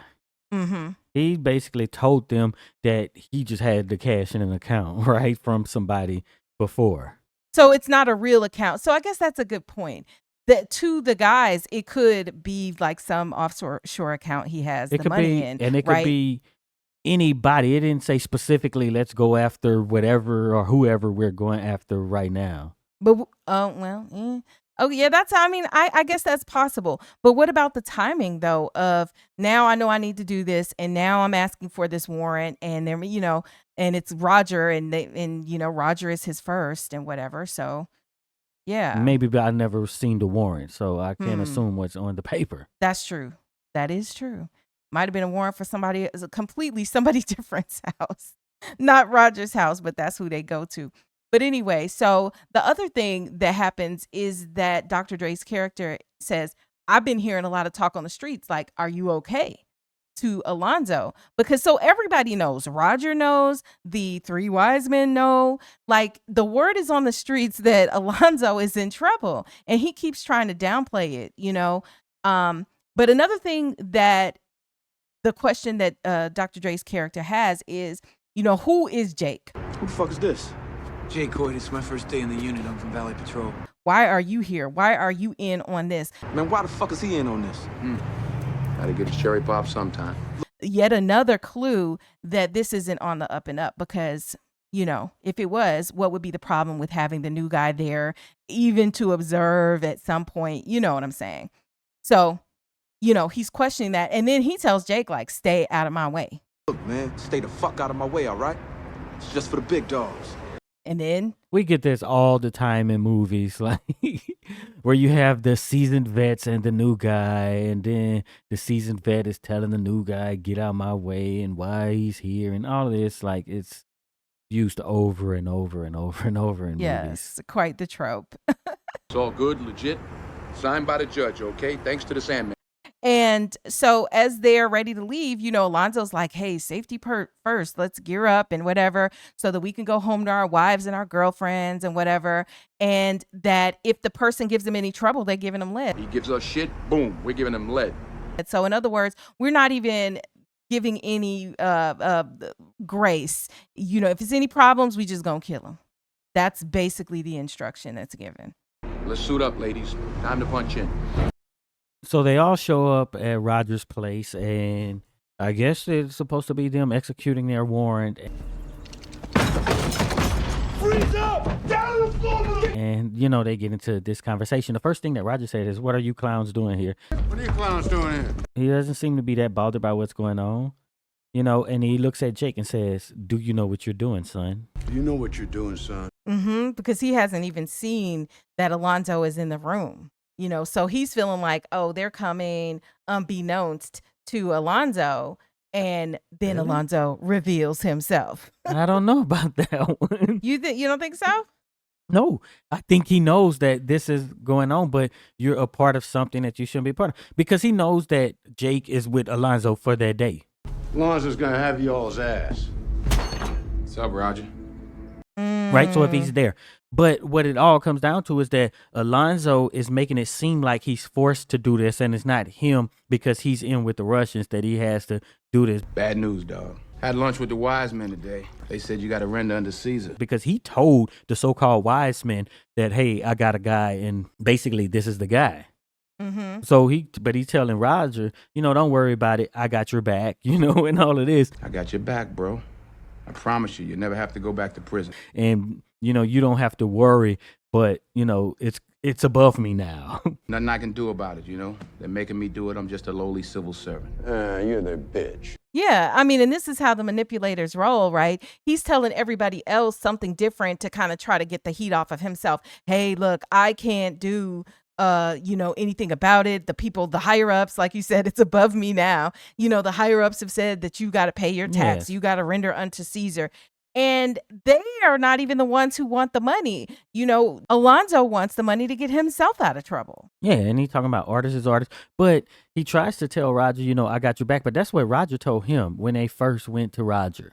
He said, the Russians want your head. I got your back. And so now here we go later on, and Alonzo is telling him he has his back. But that $40,000 could be for this manpower, right? Because they just kind of show up and possibly, the warrant or the fake warrant. And that's what, I guess, I don't know why you would have to pay up front in case what you going for you don't find, I guess that's how it works, but I just think it's a mess. So then, they go into the kitchen and they start busting up the floor. Right here. And you're looking at Roger, and I don't know why, because, clearly Roger is a person who is a criminal and everything, but I think they did a good job of making Roger seem like a good guy. And compared to the quote bad guys, he does seem like a good guy, right? Roger's like, man, y'all taking my pension. Fucking vampires want my pension. They just want to tax you a little bit. Because he had spoken earlier in the film about, that he was about to have his retirement. So, he's been saving this money so that whatever he's doing in his criminal activities, eventually he'll have enough money to just go somewhere and retire, right? I think he said he wanted to go to the Philippines. What's in your Coke? After they bust up the floor, they find something that looks like a chest, and they all happily break open the chest. And Jake is right there, knocking the lock off the chest. And when they open it up, what's inside? Boom, a bunch of money. It turns out it's $4 million in cash. And so as they're having this conversation, Alonzo is like, oh, look at you, Jake. This is $4 million. You hit him at $3 million seizure. $4 million in here. The first day on the job, you hit a $3 million seizure. Jake catches what he says, and he's like, well, don't you mean 4 million? And he's like, nah, no taxation without representation and all of this and that, right? Taxation without representation, brother. Nothing's free in this world, you lucky first day motherfucker. So in other words, their tax will be 25% or $1 million, meaning that they only will claim that they seized $3 million, and they're going to split the rest of the money, right? How do they know it's $4 million? I don't know. Did Roger just tell, hey, y'all, I got $4 million just Roger somewhere. might have been running his mouth. Because they knew exactly where to go to find it. I don't think he knew exactly. He probably just knew it was in the floor, and then he tapped around to find where. Well, but he knew it was in the kitchen, right? My point is, or someplace. But the way he even knew it was in the floor, how did he know? Well, they were probably drinking, and he was running his mouth during one of the many times that Alonzo was pretending to be Roger's friend. Yeah, I just think it's easy to write that in there where, hey, we're going to do this and real fast we're going to find it and dig it up. Yeah, that's true. So, That's true. And to know the exact amount that's in there, if he's been putting it there over time and all of this, like. Nobody's going to think about nobody's going to question the fact that Alonzo knows it's $4 million. Yeah. But Jake doesn't want to take a cut. Jake's like, only checks I cash say LAPD. The only checks I cash say LAPD on them, right? So now we're back to Jake and his morals and the fact that he wants to be by the book because, again, he wants to climb the ladder, and he thinks that the way to do that is to be by the book. And so Jake doesn't want to do that. And so Alonzo is trying to pressure and convince him, but not overtly, right? So he's like, oh, it's your first time. All right, I'll hold the money, your cut for you. What's the matter? You don't want a piece of this? Huh? First time. You're not comfortable. I'll hold it for you. But then he pressures, and this is the pressure, though, is by asking the other guys, well, are you comfortable? Because Jake has said that he's not comfortable with it. He's like, well, are you comfortable? What's your comfort level? And, of course, all the other guys are like, I'm real comfortable, right? How's your comfort level? I'm very comfortable. So now here we have the group of guys against Jake, right? And so the group dynamics are naturally peer pressuring Jake in a way, right? I'm really going to stand still and let him horse fuck me. Could put you out of your misery. Roger is mad at the three wise men because I think he believes that they're the ones who ordered the seizure of his, his assets, right? And all of that's going on because after they get the money and they come back out to where Roger is sitting in the chair, he's like, "Are you basically? Am I gonna just take this stand? Sitting down or whatever?" And so then it turns really dark, and Alonzo is just like, telling Jake, when you kill somebody on duty, they got to be your slave in the afterlife. When you kill someone on duty, they have to be your slave in the afterlife. And it just was a weird line, like, wait a minute, what's about to go on? Because it seems like all they're there to do is shake down Roger, take his money, and, Roger's going to, go to jail, do some time, whatever the deal is. But now the viewer realizes that Alonzo actually wants to kill Roger, and he wants Jake to do it, right? And in this moment, it's weird because it's like Roger thinks that they're joking because he's laughing. He's just like, ha ha ha, because I think he still thinks that him and Alonzo are cooler than they actually are. Well, you want me to shoot him? Yeah. Go on, kid. Do me a favor.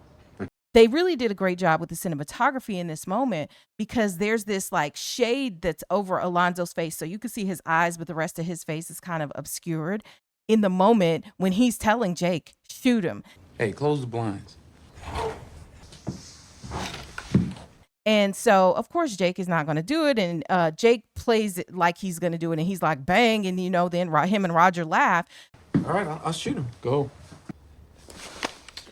Pow! Boom! But Alonzo wants Roger dead. And so Alonzo just shoots Roger. Yeah, you want to get shit done, you got to get it done yourself. And then basically taunts him as he dies. Breathe, there you go. Let it go. Breathe, dog. And then he plans the cover story. All right, Jeff. You took fire coming through the door.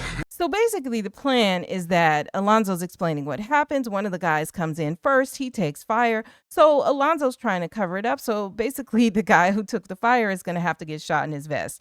And he just gladly volunteers for this to happen. So then Alonzo shoots one of the guys. One? Oh, yeah. All right, I got to give you one more, though. Then it's discovered that one of the bullets has gone through the vest. Do it. Oh, fuck. Or to the side of the vest, something, but the guy is actually shot. The vest doesn't stop it. Fuck. What's the matter? One go through? Shit. And so he needs an ambulance like yesterday. And so in the meantime, Alonzo's not even worried about any of this. He's just like, who shot Roger? And all of the rest of the guys are just like, Jake shot Roger. Drops Roger with some fine shotgun work. Who shot Roger? New guy came in spraying. But is it just that the investigators don't really care about doing an investigation and stuff with this plan?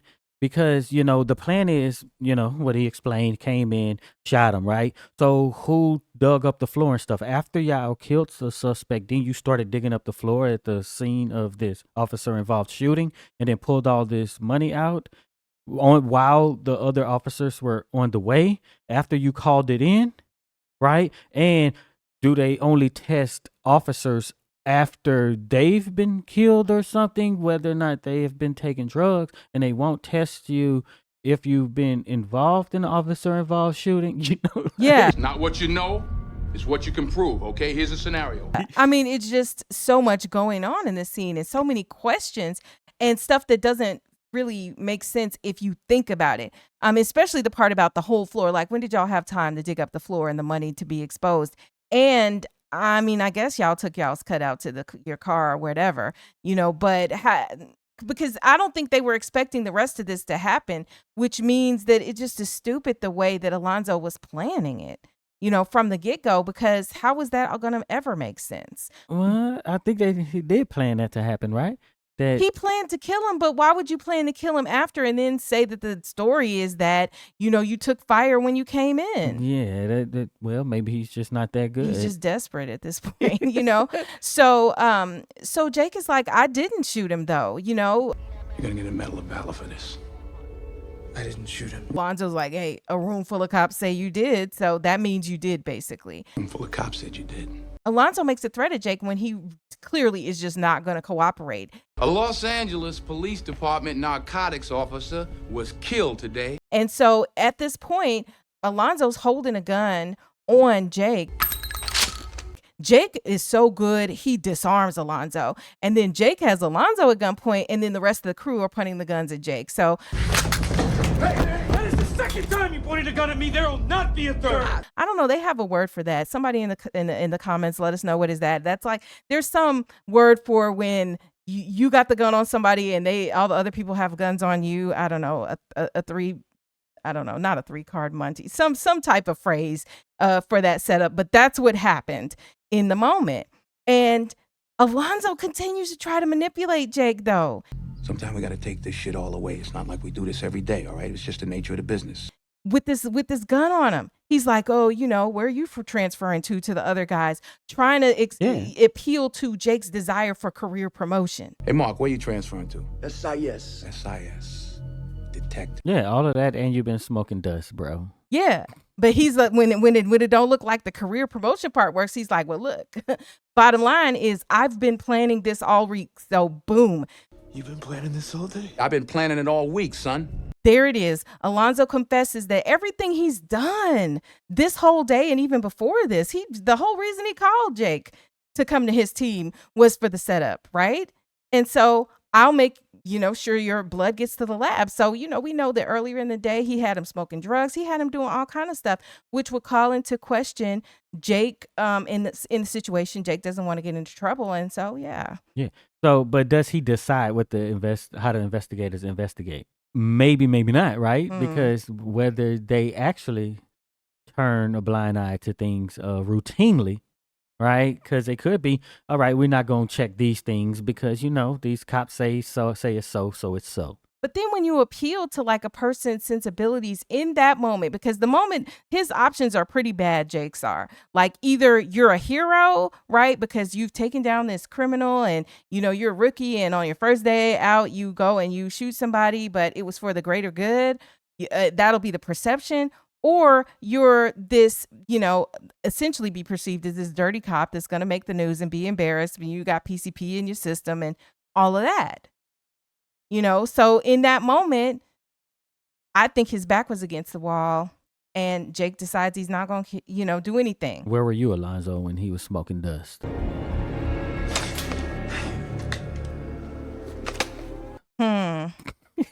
Maybe like I went to the back. I didn't even know he smoked the dust. Who knows? I couldn't smell it or nothing. I'm just a great cop who's just non-observant. But on the way out, and Dr. Dre's character, he wants to kill Jake.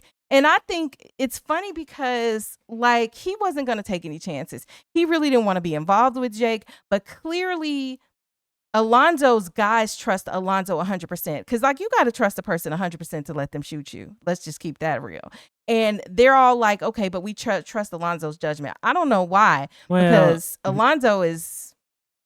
Yeah. He's talking about that's an order, right? So it's still kind of have a hierarchy, right? So he's kind of in control of their careers as well. So I don't know if it's just about trust. It's we all in this crazy stuff, and this guy who's above us says, I got to do this. Well, it's pressure applied. Yeah, so they could have been Jake, and now in a couple years, Jake is going to be the one and he's going to be like, hey, you got to take this shot, right? Yeah. If it all goes like, like apparently it went with everybody else on the crew, So, but Dr. Dre wants to kill Jake. And then on the way out after acquiescing. Dr. Dre wants to kill. He did. Paul. But, he'll always be Dr. Dre to me. He didn't put off another character well. Yeah. So to me, he's Dr. Dre. Dr. Dre is in this movie and he is a cop and he wants to kill Jake. And so Jake punches Dr. Dre after he acquiesces and puts the gun down and, goes out. So, hey, Paul. Basically, Jake is losing. At every turn, Jake has made the decision that he thinks is right, that'll preserve him, but it is the morally bankrupt and wrong, decision. And this is no different. So after Jake goes outside and all of the other cops who are responding to the scene descend upon the scene, there's this montage of Jake watching Alonzo essentially lie as the investigation starts, right? And then Alonzo comes back over to his bullet-ridden car, and he's just totally unbothered. He's on his cell phone. And then he makes this statement, just make sure the bathtub is clean. Yeah, just make sure that bathtub is clean. And he's laughing and giggling or whatever. And then he gets in the car and he asks Jake, are you all right? You all right? To me, some of this conversation here is such a commentary during this period of the conversation in the car. It's really, to me, the deepest commentary that happens in the entire movie. Jake says, look, what happened in there was murder and armed robbery. Justifiable homicide in the line of duty, okay? Now, what happened was murder. And questioning the idea that, we had badges, so it somehow is different. Son, can't open your eyes. Can't you see? And tells him, you killed your friend, Roger. That man was your friend, and you killed him. Alonzo looks at him like, what? Are you crazy? I'm playing him. Son, this is the game. I'm playing his ass. That's my job. That's your job. This is the game, and I'm playing him. Roger sold drugs to kids, and this is chess, and it ain't checkers. How many times have we heard that phrase? The shit's chess, it ain't checkers. I feel like the popularity of the phrase increased at some point after this movie came out. Certainly. And a lot of times y'all talking about this is chess, it ain't checkers, and it be checkers. It don't even be checkers. It's a whole other game off to the side. But anyway, the point being that in this situation, the justification that Alonzo uses is that Roger was a high roller. And this is what you got to do to take down a high roller. You can't just come and play by the rules or whatever. But all Alonzo is doing is trying to get some money so that he could pay the Russian. That's just the entire thing. But, he tries to appeal to your boy's sensibilities, I guess, and says, you play the game and then you can change things. And that whole, you got to change it from the inside. Oh, my gosh. He kind of says that, I was just like you. And Roger basically said that too, right? That, Jake, you're like how Alonzo used to be. It's supposed to be, look, it's all corrupt. We are murdering, robbing, everything, and just keep doing that. And eventually one day it'll change. But clearly it won't. Right. And I want to get back to this idea of change from within, because I think that is like the biggest crock of mess that people are often told when they come with a revolutionary mindset and willingness to do things to change systems and situations and organizations and stuff, right? People are like, no, you can't be doing that from the outside. You just got to get you a job at the corrupt company and then start working within and then make the changes, like that's a piece of mess. Totally immerse yourself and do all the stuff that you're against. Right. And totally embody it. And somehow you're going to change things. And the reason why it never works is because you become indoctrinated as part of becoming part of that system. But even if you're not indoctrinated, you're just doing the actions begrudgingly. You're still doing that thing, and you're never going to change that. And just let's just not even ignore the obvious. One man against the machine, so to speak. It's going to be very hard. That is a David and Goliath story, and there's a reason why David and Goliath is exceptional, right? Because it's not something that happens often. It's not something that is expected.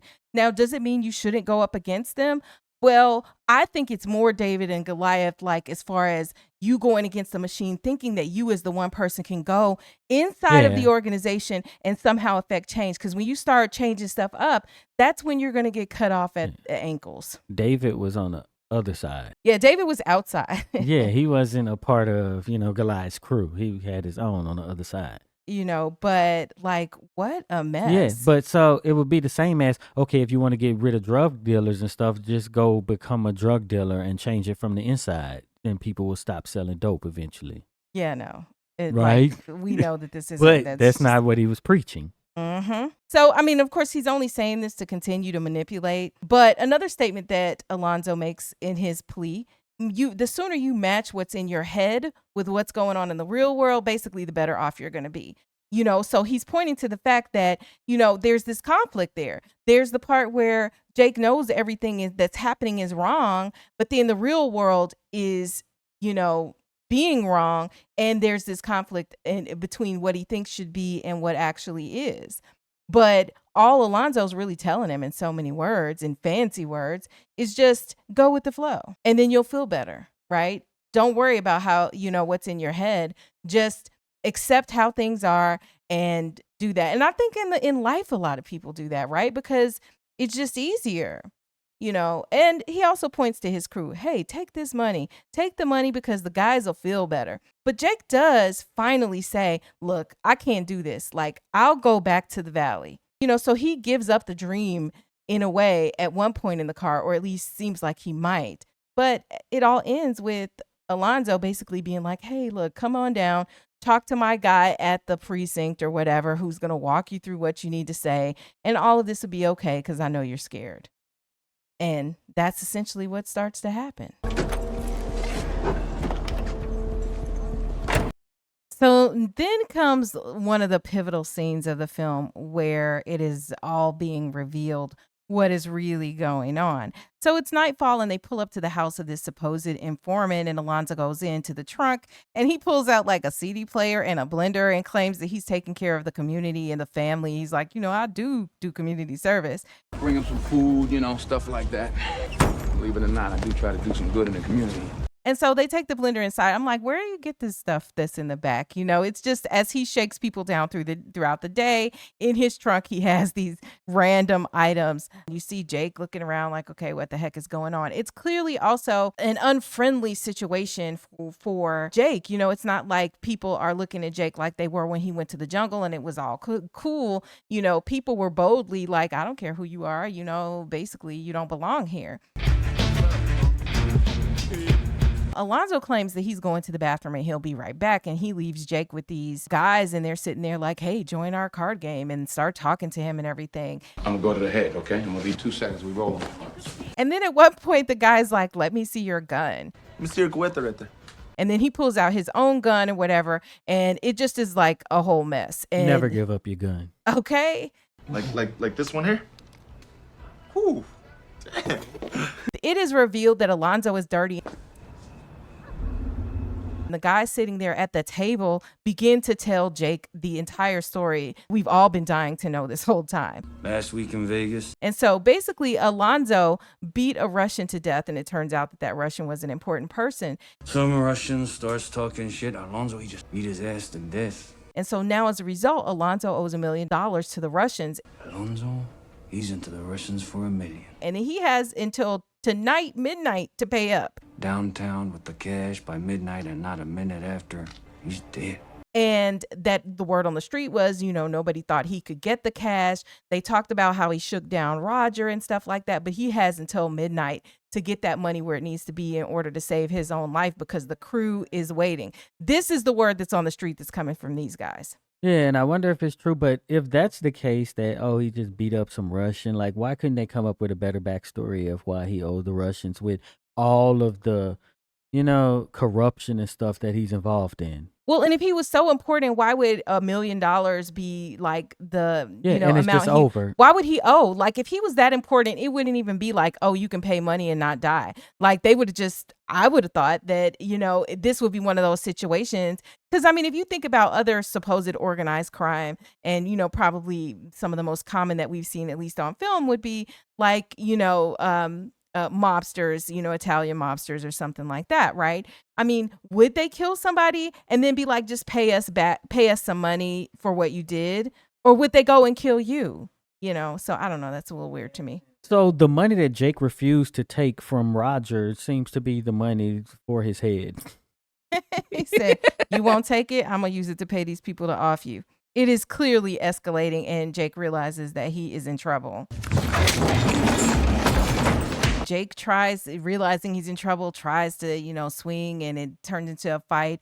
And of course, they subdue Jake, and they are simulating arresting him, and basically turning the tables on him, shaking him down the way the cops would do, the people they accuse of being criminals. So they take Jake into the bathroom, put him in the bathtub, and they are about to kill him when they find this wallet, the wallet that the girl had when Jake had rescued her from being accosted by the two guys in the alley, right? The 20-year-old, 14-year-old.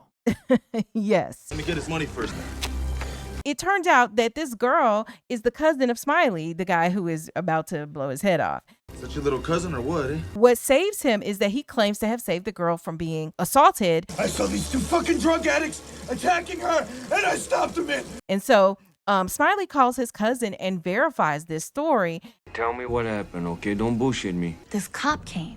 He kick their asses. Essentially what happens is that Jake's karma, because Jake was so good and he did a wonderful thing saving this girl that he didn't have to do, that this is what ultimately saves his life. Thanks for getting my cousin's back, yeah? They thank him and they let him go. And the thing that Smiley says is like, you do understand this was just business. You know this shit was just business, right? So next scene, we see Jake on the bus and he's beat up and looking crazy. He even cocks his gun out in the open on the bus as he's riding the bus. And then he gets off of the bus and it stopped that is at the jungle, the place that Alonzo has warned him not to go without him, let alone at night. And so Jake is openly walking down the street with a gun in his hand, down the middle of the street in the jungle. People are like yelling things at him, the people who live in the community. You know, you must be lost. Oh, what you doing, Ricky Cop? What you doing here? You know. You got business here, rookie? Terry Crews is actually one of the guys that's outside of Sarah's apartment downstairs, and he's uncredited in this role, one of his first, if not first, roles in a film. So Jake tells the guys that he's there for Alonzo, and the guys let him pass because, you know, they don't like Alonzo anyway, so they're not getting in his business. I'm here for Alonzo. But he learned that from the Mexicans or the Hispanics, right? Because how they talked about Alonzo. So it's like, yeah, I can go over here. And these guys don't really respect Alonzo. Jake sees Alonzo's son through the window and he gets him to open the apartment door. Is your dad home? He tells the boy to go hide until he comes for him. I want you to find a good hiding spot. I'll be right back. Why does the kid comply to going and sitting in a closet? I mean, I just feel like from a child's perspective, it's weird. It's a strange thing to ask. Maybe kids like to hide places, but he's not like, we're going to play hide and seek. Like he clearly has a gun in this weird, dangerous situation. For this to work, a lot of things have to happen, right? It's clearly night, right?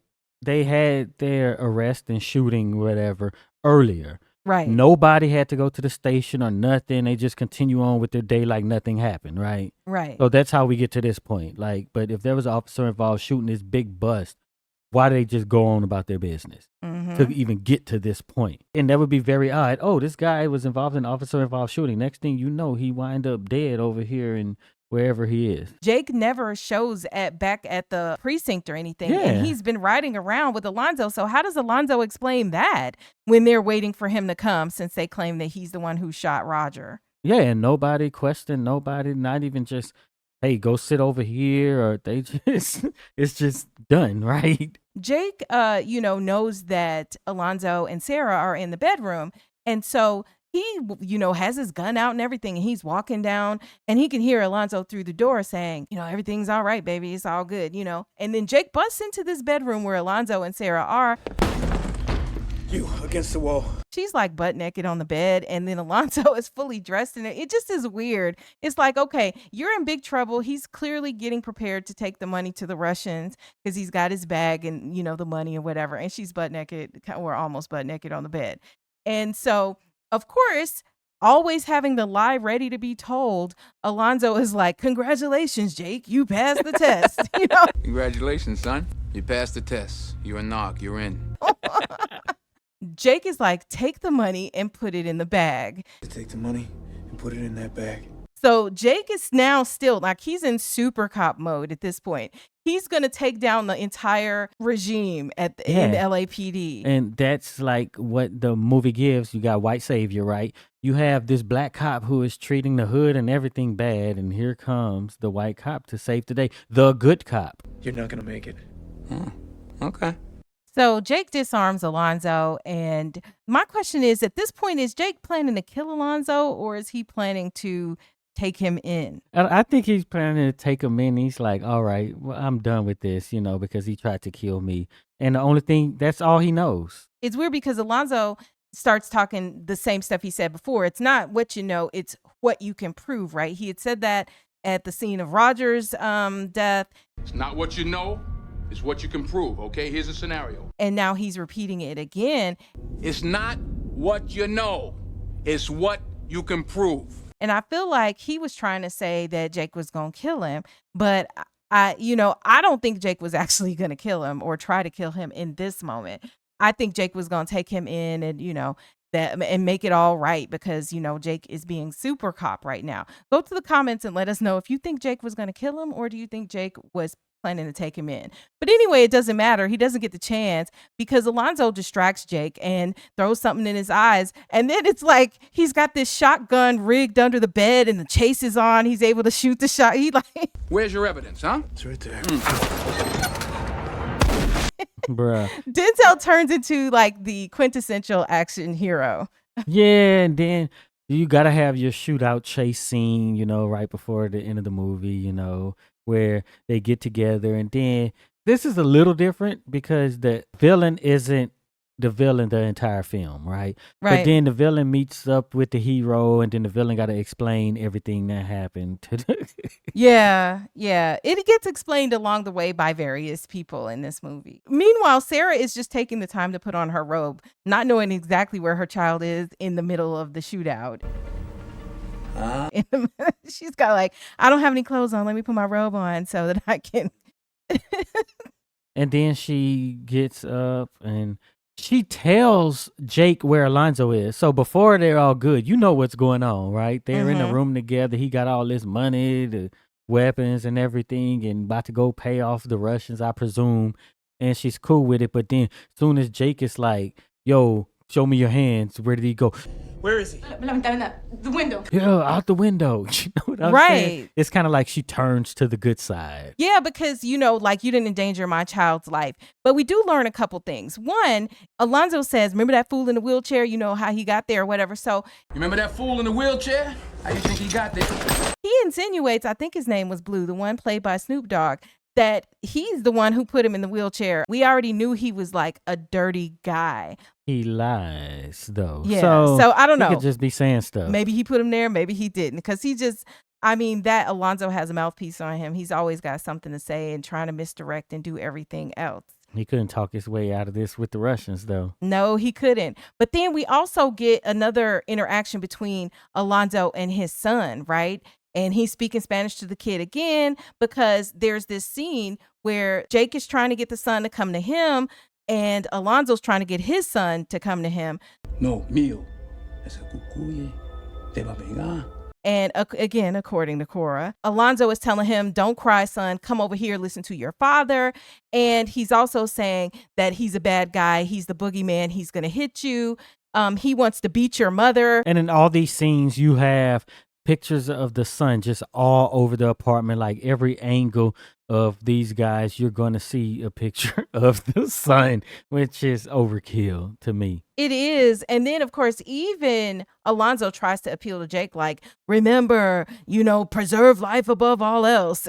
Job number one, preserve life. This is my son and let my son live, you know, so he's trying to save his son's life. But like, if you really care, you wouldn't be having all this activity and shootouts amongst your child. Yeah, but what do you think of when the cigarette butt gets flicked into Jake's face? The first thing that happens is Jake starts to shoot, and he shoots the picture of Jesus. You know, Jake is not the savior he appears to be, right? You know, if you want to take this symbolically, you know, Jesus being a great religious symbol, then Jake shooting and destroying that picture would kind of mean that, like, you are the bad guy. But see, but there's just different levels of bad guy. Well, I think the way that he was looking at Alonzo, right? It was destroyed. That image of Alonzo is completely gone. So it's basically taking down his idol. He wanted to be just like this guy. I'm trying to get on his crew or whatever, his team, and then bow, it's over. You know or what it I'm could saying? be, I wanted to be like the Lord and I missed the mark, and clearly I've clearly missed it because I done shot the picture of Jesus. You know, it's so many ways you could interpret that. But the chase is on. Jake chases down Alonzo and they fight for a really long time, and too long. Alonzo overpowers Jake, gets his bag out the chicken coop, walks away, and the music that's playing is amazing. Basically, the fight scene just way too long. But, you know, at first, of course, it always looks like Alonzo's going to get away after he beats up Jake. But at the end of the day, Alonzo is still trying to make his drop-off time. He got to get this money there by midnight, or else that's going to be his behind. So he is like still, getting ready to get in his car, his bullet-ridden car, because that car done been through hell this day, and get over here to get this money to these Russians downtown. He don't have time to play. And who knows what the traffic might be in L.A. In an unexpected yet probably expected turn of events, Jake hurls his body onto the windshield of the car, and there is another ridiculous action scene that lasts way too long, but it culminates in Jake getting the upper hand and beating the crap out of Alonzo in front of the neighborhood folk who just watch. Because you know how much they hate Alonzo. It's no fun when the rabbit has the gun is the line that Jake then turns on Alonzo. It's no fun when the rabbit has a gun, is it? Alonzo thinks he's got the trump card in his hand because he says, who want to get paid to kill Jake? Basically, he turns to the community people. First dime who puts one in his head, I'll make you a rich man. And then Jake is basically like, they're not like you. They're not like you. Does Jake really believe this, or is it that he just has to deliver a great line? He's got to deliver a great line, but like the neighborhood folks, though, they do politely decline because they're like, yeah, we're not going to do it. And then Alonzo is like, somebody drop this fool for me. Somebody drop this fool for me. One of the cats is just like, you got us twisted, homie. You got to put in your own work around here. You gotta put your own work in around here. Because that goes back to, you're not the boss. You're not leading us. So if you want some work to be put in, you have to do it. And he put a piece down on the ground for him. Yeah. And, so the thing to me, though, was that Alonzo had the nerve right in this moment, too, to put his badge on and dare Jake to kill him and, be like, you're not man enough. Hit me. You man enough to kill Jake? And it's just weird because even after all the losses of the day, Alonzo is still strong in his punking game, or his attempted game to punk Jake, right? So he's like, I dare you, you're not going to kill me. And back to the whole thing about leaving the gun on the ground. I'm like, why does this guy give Alonzo the gun? Because they hate him. Is it just that he wants it to be, quote unquote, a fair fight? Why does he give him the gun? Well, so if you go and you pick up that gun, you're going to get popped by a cop. And it's to symbolize you put in your own work. We're not doing this for you, but let's see if you can stand tall on your own. And I'm betting that you can't. But Alonzo says, I'm going to get that gun and I'm going to get that money. And I'm going to be off my way, basically, But Alonzo never does it. I'm going to get that gun and then I'm going to get that money because you ain't going to shoot no cop in the back, are you? Well, he's trying to, and then he gets shot. Oh, you shot me in the ass.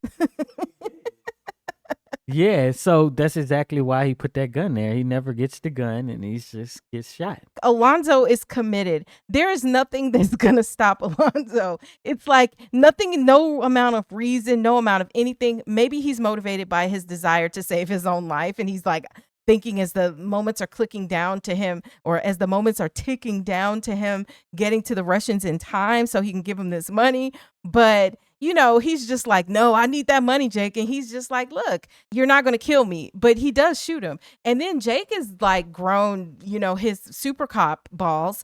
And he's just like, it's not going to happen. Either you go to jail or you go home. You want to go to jail, you want to go home. And then when he's like, well, I want to go home. I want to go home, Jake. He's like, Jake snatches Alonzo's badge in this symbolic move. That's right. Come on, Jake. You don't deserve this. And essentially is gonna let him go. And despite all of this, just think of what the audience is forced to root for, right? So this good cop Jake is stopping Alonzo from getting money to go pay off Russians who's basically extorting him, right? Because he beat somebody to death, right? But even still, they're not trying to do a sting on the Russians or nothing. It's like, yeah, there's more of a dilemma, but all we care about is the relationship between Jake and Alonzo, and that Alonzo doesn't get away with what he's been doing throughout this day. In another crazy turn of events, the guy from the neighborhood picks up the gun, holds the gun on Alonzo, and then tells Jake to bounce. Like, bounce, dude, we got your back. Jake, go ahead and bounce on me. So Jake was in it for self-preservation this whole time. Let's keep it real. Jake was in it for his own promotions. Jake was in it for his ideals about what the world should be. He was in it for himself. And that's what motivated all of even the quote unquote kind acts that he did throughout the film. But yet all it took was for Jake to say that the neighborhood people were not like Alonzo for them to turn on Alonzo, right? And then Alonzo has his meltdown. They was never on Alonzo's side, so I don't think it's necessarily turning. But he tries to pull his trump card. He's like, hey, what y'all doing? I'm the police. Who the fuck you think you fucking with? I'm the police. I run shit here. You just live here. Which is pretty much the case, but as Cheri would say, he told his draws with them. So he really lost that trump card in that moment. Like, if you were just a cop who was closer to, typical cop, then you could pull that, hey, I'm the cops, y'all, just don't mess around, right? You don't want to be pulling a gun on the cop or none of that. But you can't pull it, I'm the police, I'm running stuff, because, hey, it's over for you. You didn't turn these people totally against you, where they're willing to just stand around and assist this other guy, because you got, I guess, good versus bad. Yeah. Or, the lesser of two evils in this instance, and they have to go with Jake. And Alonzo really is having a meltdown. He's having a meltdown in front of the neighborhood folks. Oh, you motherfuckers. You think you can do this to me? I'm the man up in this piece. I run shit here. You just live here. And he delivers like one of the most quotable lines from the movie, King Kong ain't got nothing on me, King Kong ain't got shit on me. And he is trying to hype himself up even in the moment after he's kind of trying to recover from his meltdown. He's like, I'm winning. I can't lose. You can shoot me, but you can't kill me. And what a day. Like, and when you think about it, he has had a hell of a day. Was this the best acting of this year? We can get to that at the end. I'm just talking about this scene, because he's Denzel and it's really good. Yeah, it was great. I think the acting in this scene, I think this is what won the award for him. Oh, what a day. What a motherfucking day. And it reminds me, it's kind of like if I think of Tales from the Hood and Clarence Williams III in Tales from the Hood. By the way, we have an entire series on Tales from the Hood on our other channel. It'll be linked in the description of this video, and you guys can check it out. But yeah, like when Clarence Williams III is playing Mr. Sims, the mortuary owner. I guess you didn't make it. And, he really committed to that role, and it just was amazing. Same thing here. I'm sure this is all improv. Sort of like what Denzel did in Malcolm X, what he should have won an award for there. Yeah. Right? Where he's just basically going on and it's just being filmed, and then edit how you will, because you have this amazing actor who is just delivering amazing lines, right? Yeah. And just an amazing performance all the way around. Like, I can't deny that. And, this is why I feel like I'm so conflicted about the fact that, this is, where Denzel won his Oscar for Best Actor. He'd already had an Oscar at this point for Glory, but that was a supporting actor role. But like, this is the big award, and he wins it for playing a dirty cop. I'm conflicted, but of course Denzel is so talented, he's amazing, and he played the heck out of this role. He looks up at the end of all of this and he sees his I feel like now ex-girlfriend and his son up in the window looking down on him, and like she walks away from the window. So like, he has nothing at this point, like at least over here. His wife is still back at home, none the wiser about all the shenanigans going on. In this case, he realizes that he has lost the entire community and his girlfriend and his son that he probably wasn't even hardly seeing anyway. Alonzo pulls up at a light, caught slipping at the red light. There's an ambush.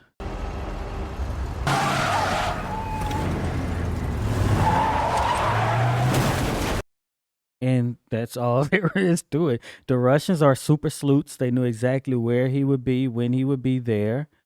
And they didn't care nothing about crossfire or nothing. Alonzo tried to back up. A car behind him stopped him from backing up. And they're shooting from, like, I don't know, 2-3 sides. But the car behind him never gets hit, even from all angles at the same time.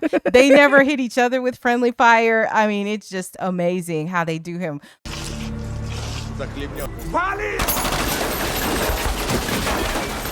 This scene kind of reminds me of how Queen Latifah goes out and That's set exactly it what off. I was thinking. Maybe it's something about the door opening, him staggering out, and then, his final moments kind of, being like that on a dark street late at night. But yeah, and then of course, but the Queen Latifah scene in a lot of ways was way more sad and dramatic, and we're not supposed to feel that same sympathy for Alonzo. So, in the end, karma comes for Alonzo. Yeah, and the Russians get away with murder. As usual, because, the LAPD cops in this movie weren't about to go chase him. Yeah, they don't care.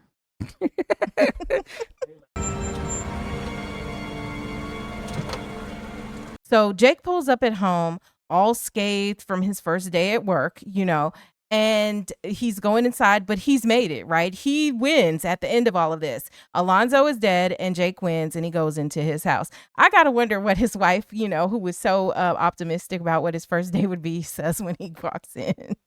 Bro, especially when now it's on the news that his superior is gone. A Los Angeles Police Department narcotics officer was killed today, serving a high-risk warrant. He done had an officer involved shooting. He been missing for who knows how long. LAPD spokesperson said the officer is survived by his wife and infant child. Mm-hmm. What is going on here? Yeah, like the next day at work is going to be a tough one. But notice how they spun it, because we also hear like a radio report or a news report saying that a narcotics officer was killed while serving a high-risk warrant. The Los Angeles Police Department narcotics officer was killed today, serving a high-risk warrant. Clearly, the machine is spinning, right? This is lies, because we know that Alonzo was not serving a high-risk warrant. He was just on the corner somewhere. And he was, I guess, near LAX, right? I mean, and then when you think about it, what house was anywhere near where he was when he got offed? But okay. They also tell us that, according to the spokesperson from LAPD, the officer was survived by his wife and 4 sons. Officer Alonzo Harris was survived by his wife and 4 sons. And if you remember back in the beginning, Alonzo says that he has 4 sons. I got 4 boys. And so the question is this son that he has with Sarah, is that son included? The wife is the one who said that the number of children that he had. And presumably she's only counting the ones that are with her. I don't know, but I feel like that's also kind of the indictment and the sad part about Sarah and Sarah's son over there, in the jungle. Because the wife and those kids are going to be treated well by the department in the city, I'm sure. And maybe you got to come forward and be like, hey, but what does Jake say?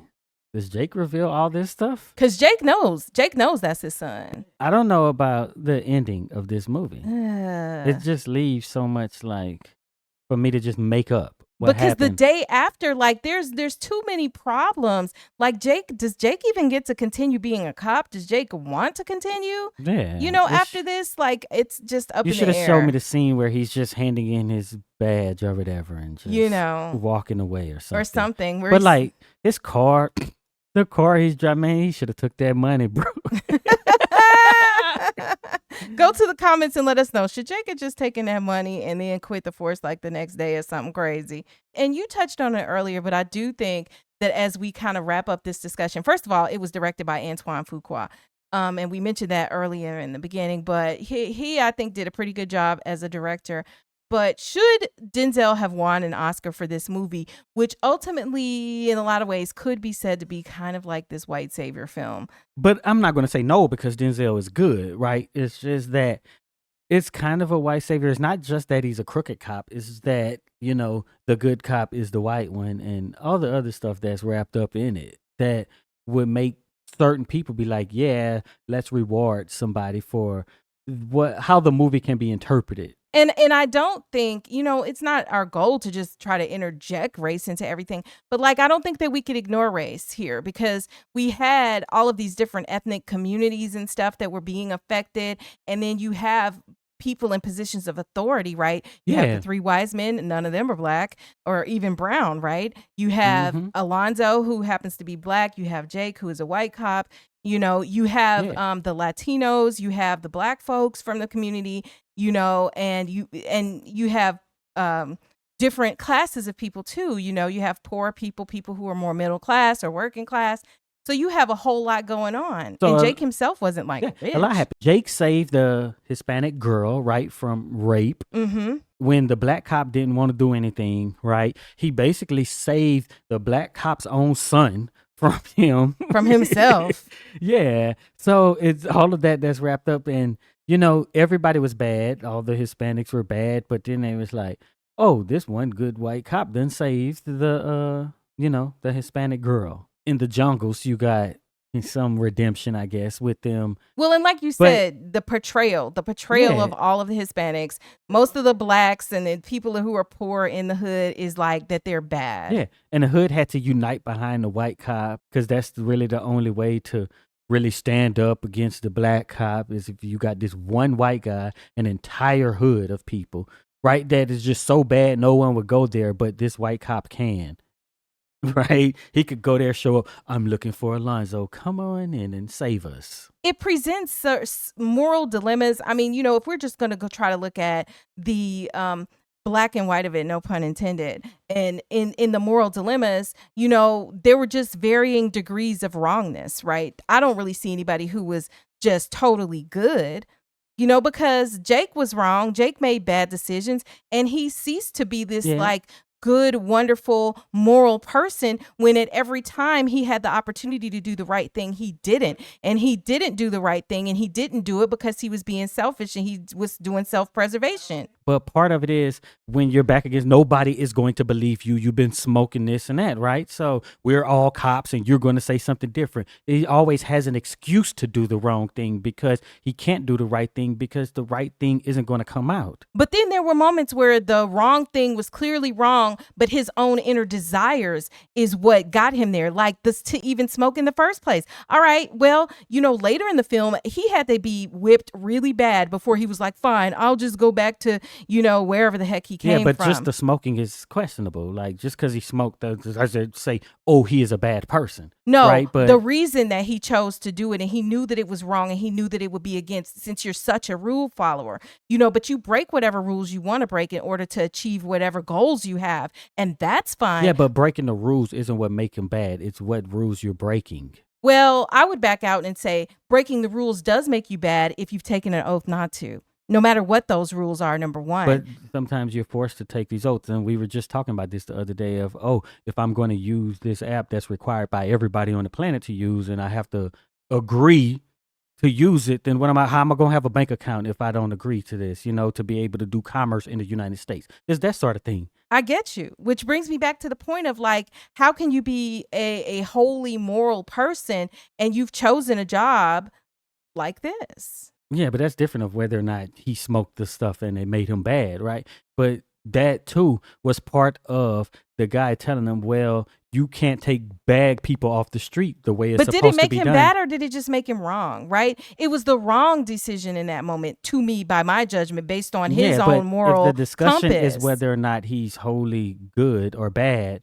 then you have to talk about whether his decisions were right or wrong and whether that contributes to him being bad. But the saying is those decisions that he made along the way, he has an excuse for them because he was being coached by the higher ups and he believed this stuff. So he's smoking because this guy says you have to do this because this is going to make you better at, quote, taking the bad guys off the streets or whatever. And I guess that's the gray area, right? Because at what point do you independently realize that it is actually wrong? It's kind of like, when you see people get in trouble for other stuff and they're like, oh, but you knew it was wrong when you did it, But I'm not saying that he's good or not, but I'm saying that he has, quote, legitimate reasons every time that would not make him bad. Yeah, he's just a good character because he was forced by this terrible cop to basically do all these things and his back was against the wall every time. Well, and what if we combined both Alonzo and Jake? I mean, and just said that this is literally the same person. Let's forget about the race part.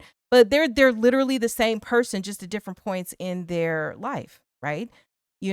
Alonzo, they said, was a 13-year veteran. What if they are the same person? Because, that is what Roger in the discussion was, that Alonzo was green that way, wanted to save the world.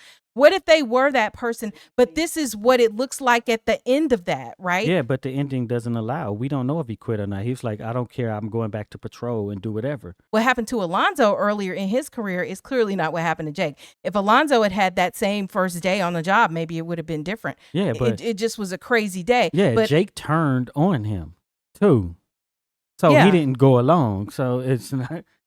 So it's not exact. What happened to Jake is not exactly equal to Alonzo. But if it was equal, and Jake had a much easier acclimation, because see, Jake was brought there as the setup. Like, we can't forget that. Jake was not even brought there to survive this whole thing. He was brought there as the setup. But let's just say he wasn't, and he had an easier acclimation into this corrupt team, then, in a few years, Jake could easily turn out to be Alonzo. How does that impact the story, though? Him being just brought there as a setup. Like, when you didn't need to do this, you could have just made it up. Hey, he walked through the door, pow, he gets shot, and we return fire, and we seized this money. Like, it makes no sense that you have to do this. How does it turn out in terms of what we think for Jake's future, or what it could have been, or what he was thinking his future could be all day long, right? Because the decisions that he made that I said were bad decisions were decisions that he made under his own duress of,